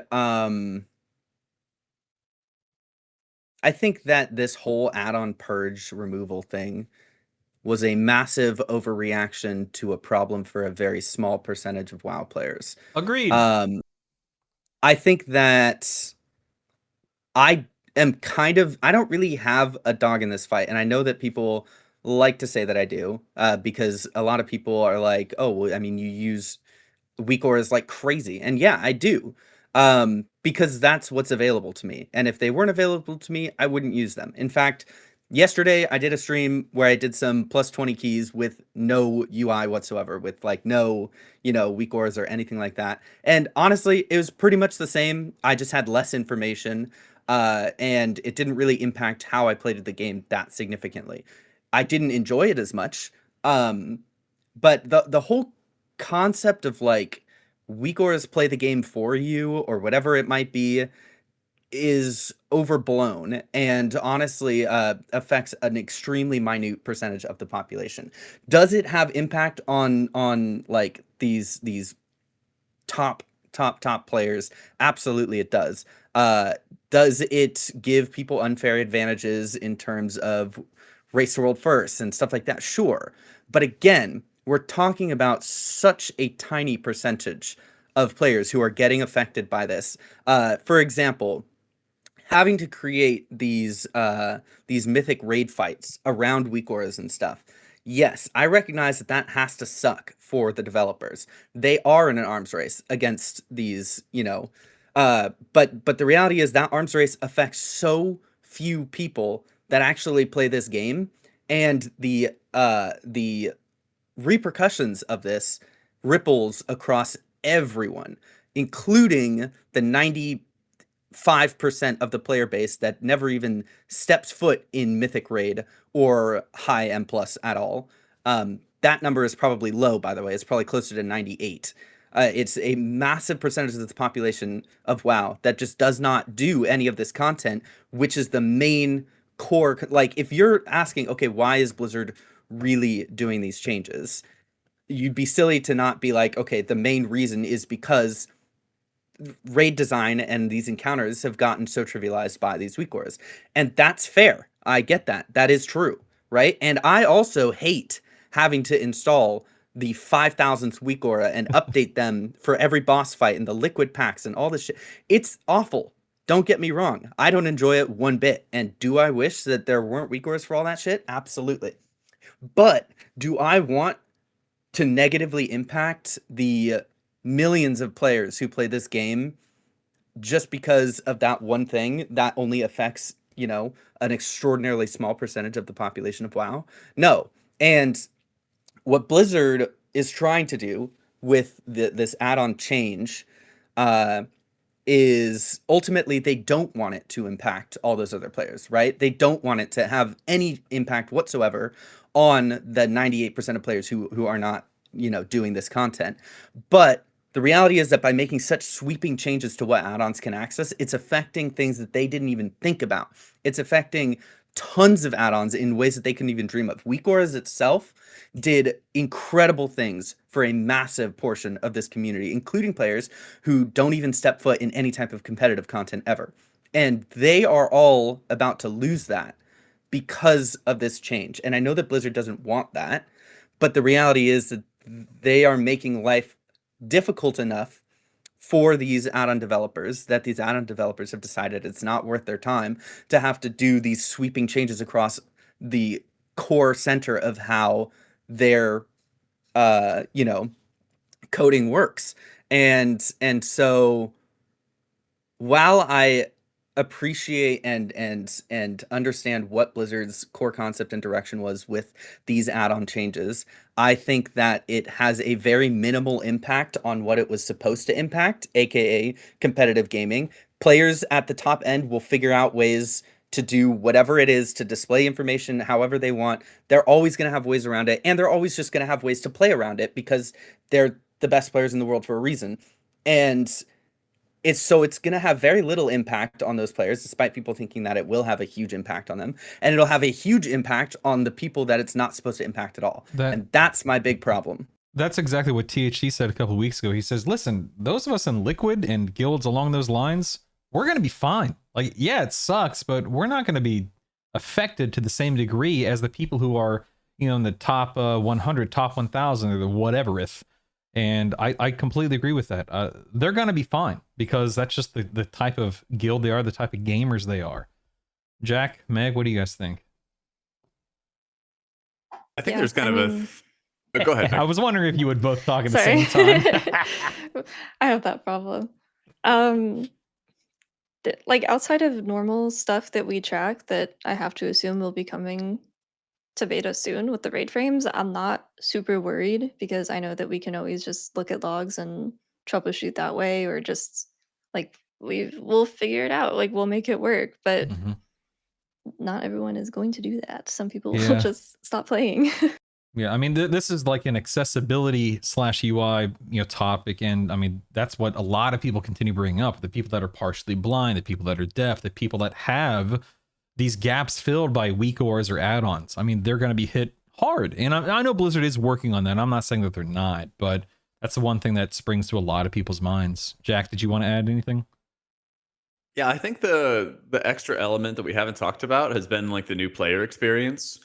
And I think it's pretty relevant for this whole conversation that there's a lot of moments where new players are thrown into the game and they're instantly saying, hey, you have to like download these other tools to change how your interface looks because the interface itself is so bad that you are going to have a disadvantage. And they've even said verbatim that like using add-ons gives you an advantage over the baseline UI. And I think that having this sort of reckoning, while it is going to cause a lot of pain and it's going to cause some people to stop developing add-ons or stop developing weak auras or something along those lines, it also has a relevance on being able to set limitations on something that was kind of unlimited with add-ons, weak auras, and things like that. And to your point earlier, Ellesmere, with people being like the average player not really looking up guides, not really looking up information, they're probably not the ones who are having tons of knowledge about how to use add-ons and optimize their UI. I've seen tons of people who are like, I've never used add-ons, or I don't use add-ons and I still do my 10s just fine. It's like, okay, that's fine. But now they're making it so the base UI is going to be better than it was in the War Within. And they're having limitations on like what add-ons can do. And so even if we're going to have, I mean, this sounds kind of cold-hearted, but even if we're having add-ons shutting down, we're going to have like new ones come around to fill in that niche, because that's what having a popular game with third-party development possible is going to happen, is that it allows people it's churn, but it's going to allow new things to arise from it. And I think that we're probably headed towards like the best solution, the best realistic solution. The best solution would have been them obviously making their UI excellent and incredible and following through with what they initially said that they were going to do, but I think we all knew that wasn't going to happen. I think this is like the next best solution where you give enough leeway for the community to make some tools under restrictions that'll be allowed to not really exceed the baseline UI, so that new players can come in, mess around with the base UI, not feel like they're massively disadvantaged or not be massively disadvantaged. And there's some limitations set on like the high end players. But here's where, okay, so I hear you, but here's where you lost me, because why can't we just improve the base UI and make all of these great improvements for the base UI without having to restrict add-ons? Because you can create a much better new player experience so that less and less and less and less players feel the need to have these things, right? Without actually restricting these things, so that you can still, and yeah, sure, that means there will be a very small percentage of the population that steps into Mythic Raid and their guild is like, hey, you need to get these weak auras. Yes, that will happen, or would happen in this theoretical world. But the average player, if you improve the base UI without restricting it, there would be significantly less of a need for those players to get these extra tools to help. So I don't really see you. Yeah, there absolutely would. Because do you think that if I was a Holy Paladin newbie and I started watching Ellesmere and I want to be just like you when I grow up, that I would be like, I'm good enough having the base UI. I'm good enough not having Ellesmere's UI. I'm good enough not having these tools set up. No, I do not think so. I think that you are right, but I also think that you are taking a super small subset of players and treating it like the average player, because the average player, like I said, does not know who I am. The average HPAL doesn't know who I am. They don't know my name. They don't I get watch that. my streams. Like, the average player is just logging on and throwing up their starter build. You know, they might look up a WoW head guide, but you're talking about a very small subset of players who are actively looking to improve their gameplay as much as possible. And I don't think there's anything wrong with introducing weak auras or add-ons or other things to extend their gameplay past, you know, past the default. So I think we're kind of talking about two different things. And this is kind of like the passive and like active conversation we had before. So Legion Remix, I think, is a good example that people are really willing to go out of their way to grind for some things that are not what I would call like skill dependent. You could just sit there and farm frogs and stuff like that, whatever you do in Remix to make your character ultra mega powerful, right? Same thing goes with all the people who will incessantly ask all of us, hey, what are the best stats? What are the exact percentages I should have for the stats? This is what I kind of refer to as like passive optimization, like out of the gameplay itself. What can I do to improve my performance? But when it comes to active optimization of like what buttons do I press in what order, people are, you know, average player, I think we've all experienced, they really don't like that kind of studying. They don't really like that kind of homework. When it comes to, hey, if I can get an advantage because I see these other people using add-ons, these other people using tools, I need to go get those. I need to go out of my way. I need to look their character up and find out how I can optimize my stats. I think all those things kind of go into the same boat when it comes to the add-on situation. And there are some pieces that are legitimately super powerful, being able to track the uptime of players' defensives when they have them active, the cooldowns of them with Omni CD, even tracking, you know, crowd control and damage cooldowns has an impact on how quickly a pack dies. And so, yeah, you could make the UI a little bit better, but I think all of our experiences with Blizzard's UI tools is that they're always going to be a little bit worse in certain ways. And so they had to make some kind of limitations for those sort of things going forward. But I also think, okay, so I'm kind of the opinion as like,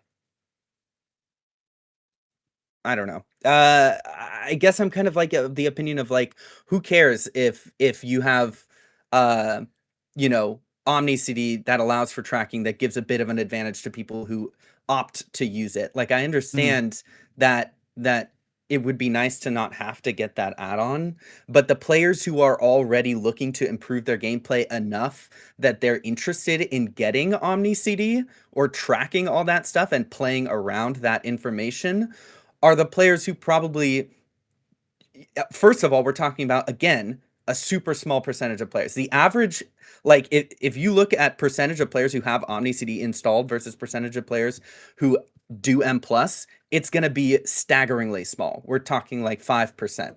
I don't have exact numbers, obviously, but I guarantee you that somebody who does have the exact numbers would say the same thing. It is a very small percentage of players who do M+, who actually track cooldowns via Omni CD. Now, obviously, if you're playing super optimally, yes, you do want to have Omni CD. You do want to track that stuff.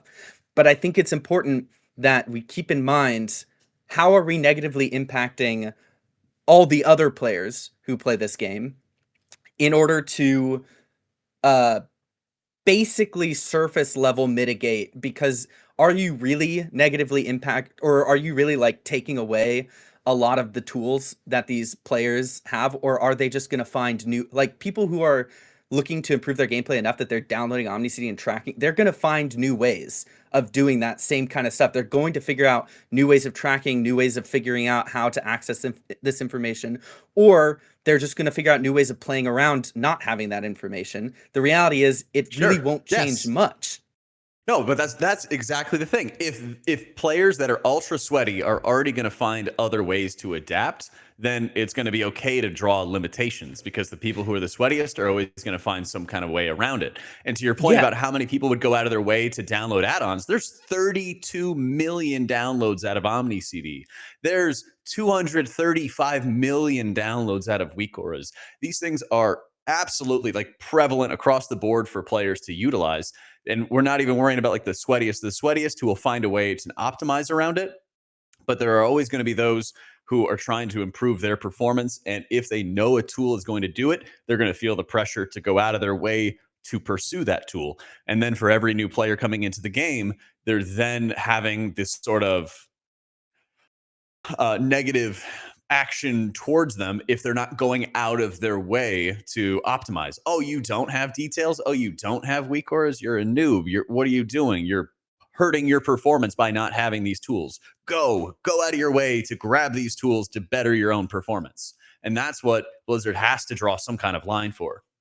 Okay, but two things. One is you can, like I said, if Blizzard is creating a better base UI and creating all of these things, then the need for these replacements for that UI will drop significantly, because right now there is no replacement, right? You need details because there literally isn't one in WoW. But if there was a baseline one, the need for details would go down significantly. Same thing with all these other, you know, replacements that they're doing. So the need for new players to get these things will drop significantly. And then also to your point, I hear what you're saying about like Omnicity and the amount of people that have it and stuff like that. And I do agree that a lot of people use it. But again, if we were just talking about removing this, strictly just removing this, I would be fine with it, you know? And if it was just like, okay, we're going to take away Omnicity, we're going to take away Liquid Weak Aura packs for Raid and all the stuff similar to that. We're going to take away, you know, if we were able to just like pick and choose what we were destroying, I would have no problem with it. But the problem I have is that in order to destroy these things, we are just these things that a small percentage of the player base uses, we have to destroy a huge amount of other things that the player base also uses.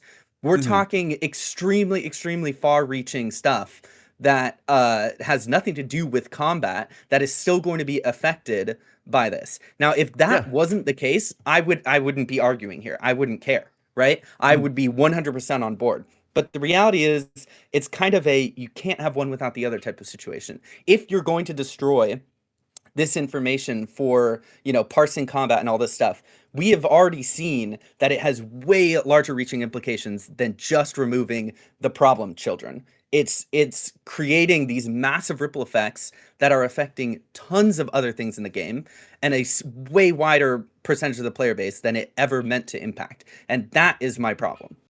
And isn't that where they're also addressing it in the big blog post, though?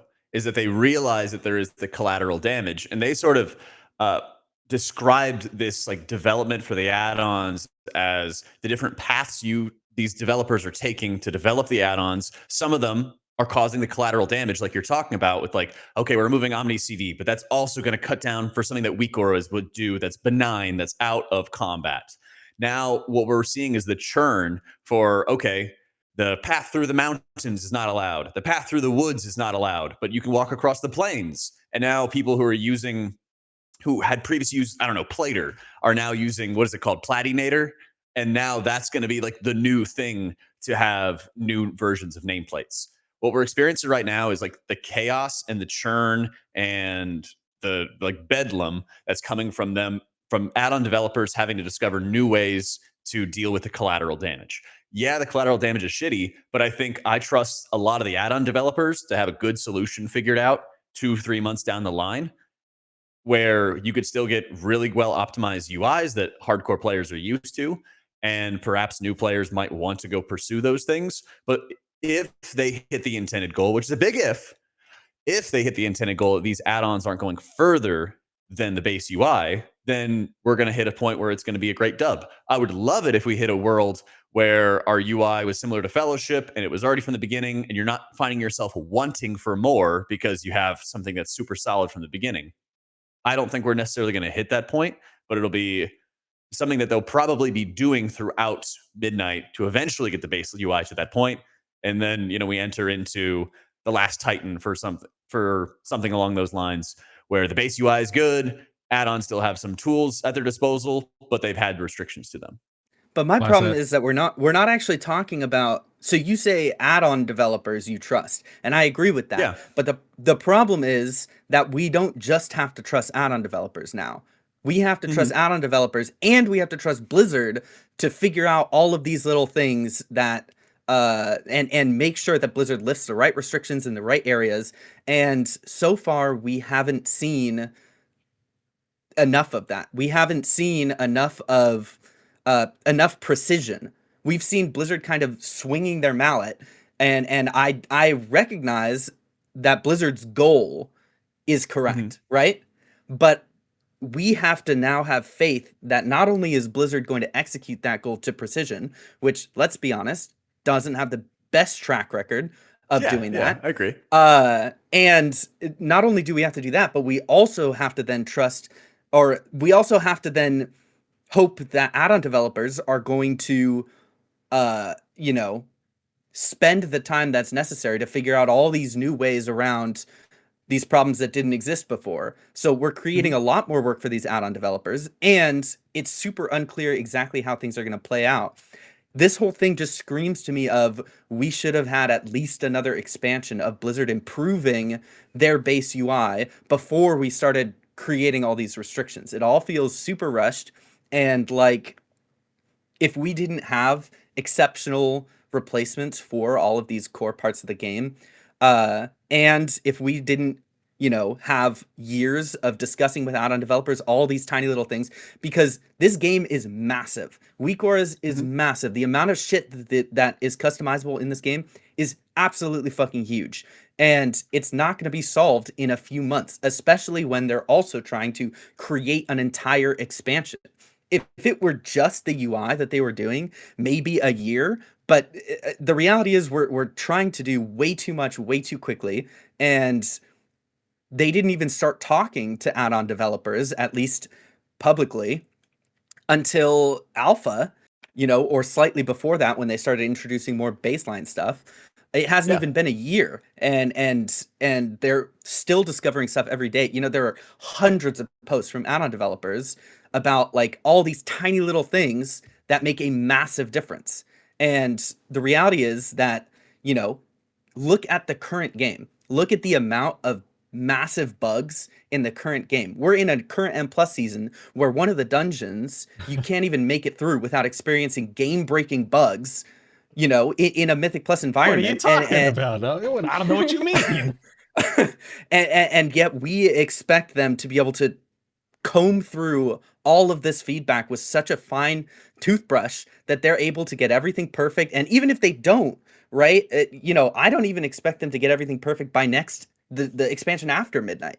But that's why I'm saying there should have been a longer time between when they introduced this concept and when they tried to roll it out than just trying to rush it all into this expansion, because the first few seasons are going to be really rough with add-on developers scrambling, Blizzard scrambling to try to accommodate. You know, it doesn't matter how good the goal is of Blizzard and how perfectly all their blog posts and dev posts are, which, yeah, I agree. Their goals are really spot on. And I don't actually have a problem with a lot of what they're trying to accomplish.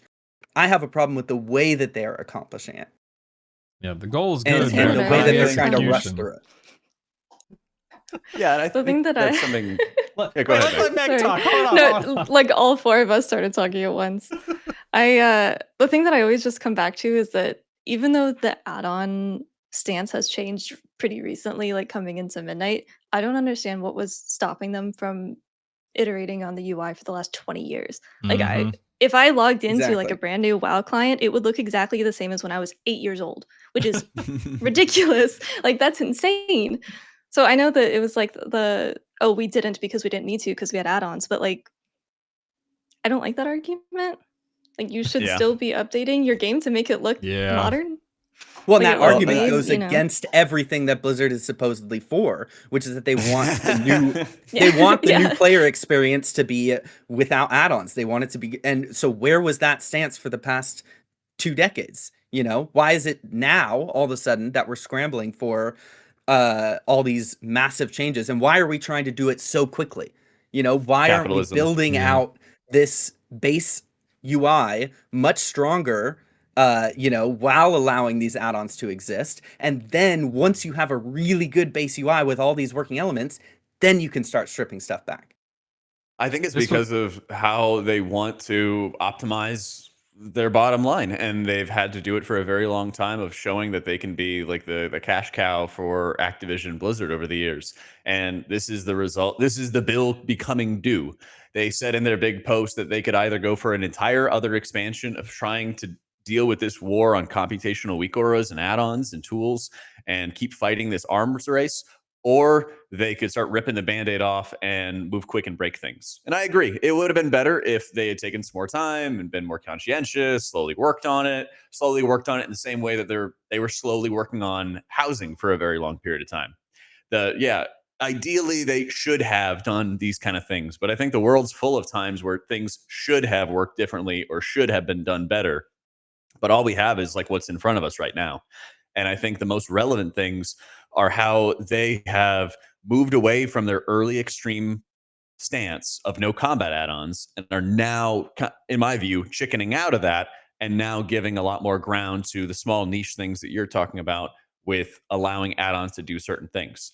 And that's why, yeah, it is a lot more work for the add-on developers, but I think that because this community is so strong from a developer's perspective, we are going to get the solutions that we need. They might even come from brand new sources of people we've never heard of before, making insanely good add-ons that'll help fill in some of the niches that some of the like Death of Weak Auras or LVY, if those even happen, might have caused.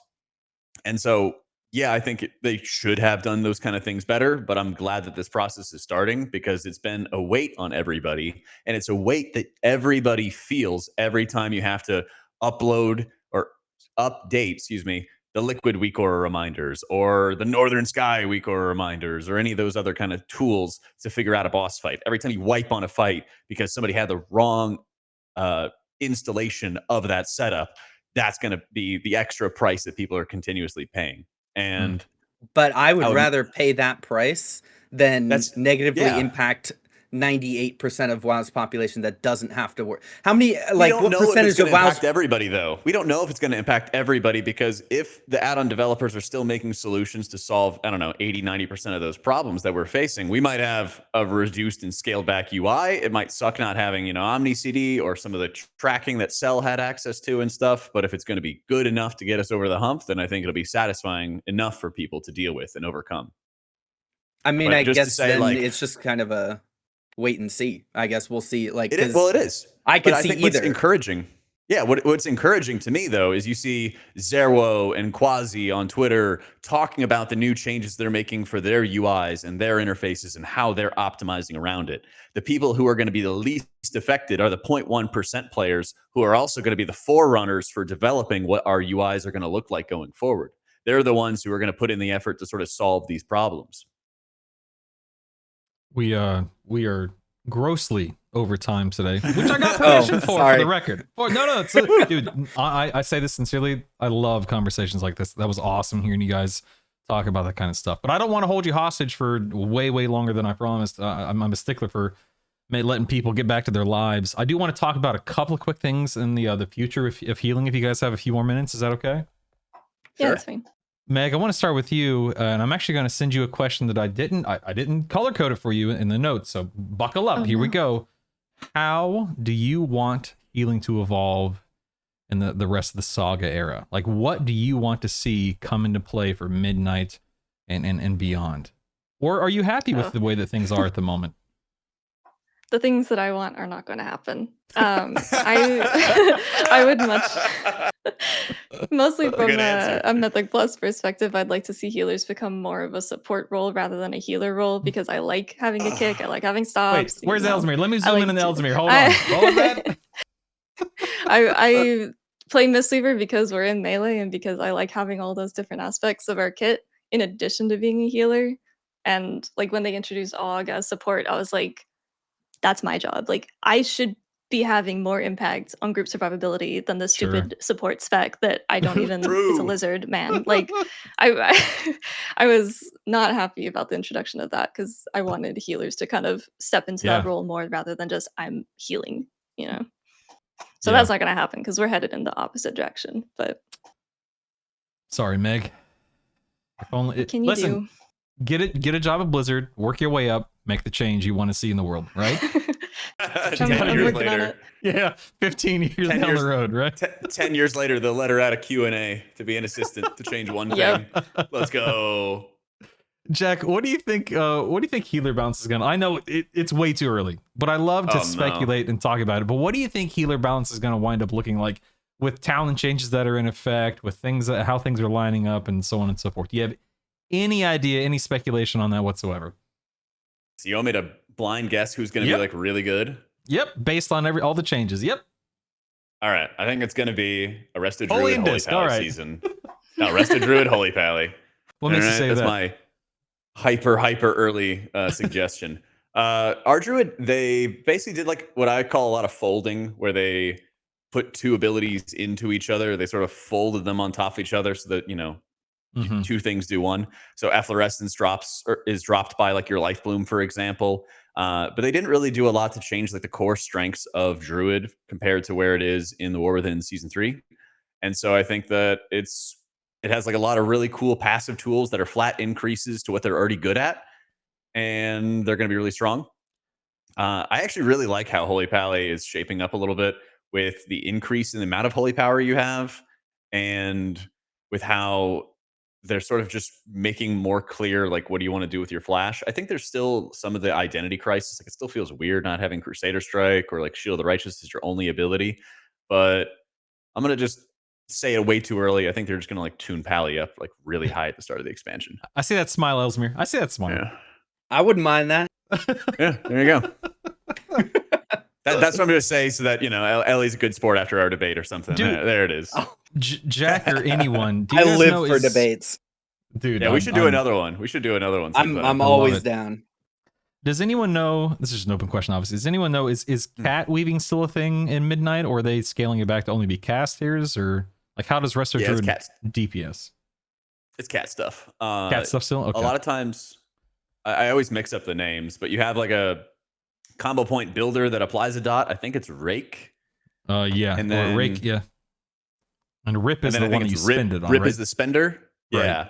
So you rake a bunch of enemies, and then you put your Rip on the big dogs Okay. that are going to live for a while. There are some talents where you get healing out of like your shred and your swipe, but I think they're still kind of crappy because our healer damage is so low, like Ellesmere has been saying, that it's not impactful enough to actually push up health bars on its own to keep people alive. So Mhm. I think you pretty much are just like multi-dotting, Meg, going cat form a little bit.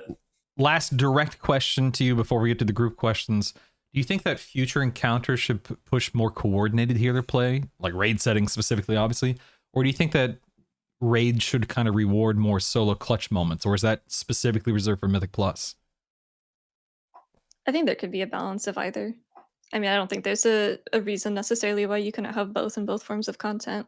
Like in Amir Drasil was probably the most recent example where you ran Mistweaver to heal up the trees on Farok. That was a very Mhm. much like let Mistweaver shine, like let Mistweaver do its thing. And that was fun. But it kind of like lessened as you progressed or as you got into farm and stuff. So it was nice to have that kind of like standout moment for Sure. a healer that doesn't tend to get that. And I know that other healers have situations like that as well.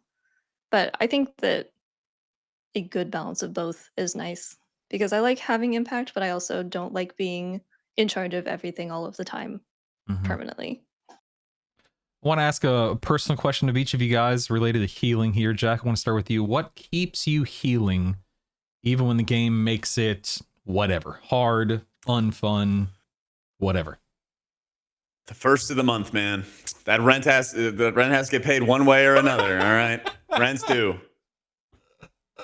No, I think it's just the ability to have an impact on your friends, and it's very satisfying. It's very gratifying when you are able to make up for mistakes, when you are able to like save a life really quickly. I think that there's in your daily gameplay or something like that. It doesn't happen in every single run, but there's those moments where somebody makes like an awful mistake and you're able to save them from themselves. Mhm. And I mean, that's the reason I heal in WoW, Fellowship, Marvel Rivals. Like, I just like healing in these games because you can make a really tangible impact on saving somebody from themselves or from, an opponent. And it's really super satisfying when you kind of feel like you're flying, and every single global is effective and valuable, like the end of Dimensius, when your holy priest has apotheosis up and every ability is instant cast and you're running in and out of different circles and lines and dodging stuff, and every single global you're like staring at your frames while trying to peripheral vision as to where you're going and where you're standing, and those things are just exciting. Ellesmere, what about you, man? What keeps you healing these days? Say your car. Say your car. My obsession with triage healing and the satisfaction I get from triage healing. Triage healing always been my favorite thing. That's one of the reasons I love HPAL. Targeted healing and making those split-second decisions of like who is in most need of this button at this exact global, and making that split-second decision every single global. It does something to my brain. It just makes me happy, So I love that. I live for that, and so I think that's probably what it would be. What about you, Meg? What keeps you healing? The spec, honestly. Like, Mistweaver is so much more fun than anything else that I've played. It is fun. I agree. It's so interactive and it's versatile, and like there's all these different things about it that I love, that I think that if it were to significantly change in a way that I didn't like, I'd probably not be healing anymore. I'd probably do something else. Just call it quits. I'll go DPS. That's I'd fair. tank or something. NA needs more tanks, so maybe. I want you guys, if you could, Jack, we're going to start with you. If you could send one message to the WoW dev team right now about healers, what would it be? One message. That's tough. There's so many issues right now, you can't pick one? Yeah. I know. I'm just trying to think about what's the most important one. Twitch chat says buff disc. Yeah, I'm working on a video for like what's going wrong with disc. So yeah, I'll just say disc. Their written intentions don't align with their actions for like what they're changing around the spec, and they're making a lot of changes which seem based around like PvP and not around PvE. And I think that is a stinker. I think they need to get somebody who is used to or more comfortable playing like disc and raids, especially, to start working on optimizing raid ramping, because the current like ramping form of Disc Priest was made in 7.2.5 in Legion, and they've only tweaked it a little bit since then. But single target applying 10 atonements and then applying double radiance is just like extremely outdated, extremely outmoded, and preservation's like proof positive of that. So they need some kind of overall shakeup for how Disc plays in raid, and they should start by reading what they wrote in their own post for beta and taking actions accordingly. Ellesmere, what about you, man? If you could send one message, what would it be? I'm gonna take one for the team for all M+ers, and sacrifice my healer specific note to say remove all raid buffs. Just get rid of raid buffs entirely. Yeah, please get rid of raid +1. buffs. So sick of metas being defined by raid buffs. Amen, they have no business being in M+. So yeah, remove aura. Yep, I'm down. Take it away. I don't give a All right, let's go. And I guess the other one would be delete Resto Druids. So what? Hey, True. I'm kidding. Just Resto Druid players. What the heck, man? That's what I'm planning on maining. Whatever. All right, Meg, off to you. Not anymore. What? Not anymore. One message. One message, Meg. I would probably say just stop being, I don't know if this is what's happening, but stop being afraid of homogenization, because I hate that argument. I think it's stupid. I think healers should have a B-res as a role. Oh my and I God, think that yes. everyone should have a decent tank button. Yeah, you guys had way better suggestions than I did. Damn. That's because you were Fellowship first. Fellowship having trinkets that'll bring you battle res or shroud, stuff like that is so good, dude. Like that. The trinket system in Fellowship is goated. Yeah, it does not homogenize the game. It's just, wow, like we can choose what utility we bring to the dungeon in advance and we don't feel punished for it. Like, I can't imagine what it's like having to go into dungeons that require Mass Dispel and then just not having it as a pally, or you have to just sit on your revival forever as a monk just to deal with it. Yeah.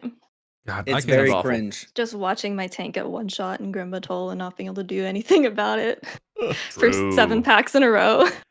I could sit here and pick your brains for 2 more hours, but again, I hate holding people hostage longer than I promised. So thank you all so much for being here, guys. Again, their Twitch names are under their webcam. Their socials, YouTube, Twitter, etc., are in the YouTube description below when this hits YouTube in the next day or two. Thank you all so much, both viewership and the guests today, for being here. I really, really appreciate it. You guys have been wonderful. Absolutely wonderful. Thanks for having us. Had a great time. Of course, man. thanks for Had a being here. blast. Next week, by the way, Melee, our 3 guests. Drum roll, please. We've got Cybear, we've got Word Up, and thank you. And we have Jedith coming next week. Although next week's show will actually be airing on Saturday at 2 p.m. Eastern instead of Sunday. I know. Crazy, but I'm moving it forward by 1 day, and I'll be making that announcement as the week unfolds. But I'm gonna let these guys and this gal get out of here because again, it's been more than 2 hours now. So thank you so much, the 3 of you. I really appreciate you guys. And yeah, go check them out, guys. Follow them, subscribe to them, and love on them because they literally help make this community go round in more ways than one. So give yourselves a round of applause. You guys are awesome. Way to go. Proud of you guys. Keep up the good work. We'll see you guys next time. My name is Brutall. That's AutomaticJak. That's Ellesmere _gaming. And that's Megasett. I'll see you guys later.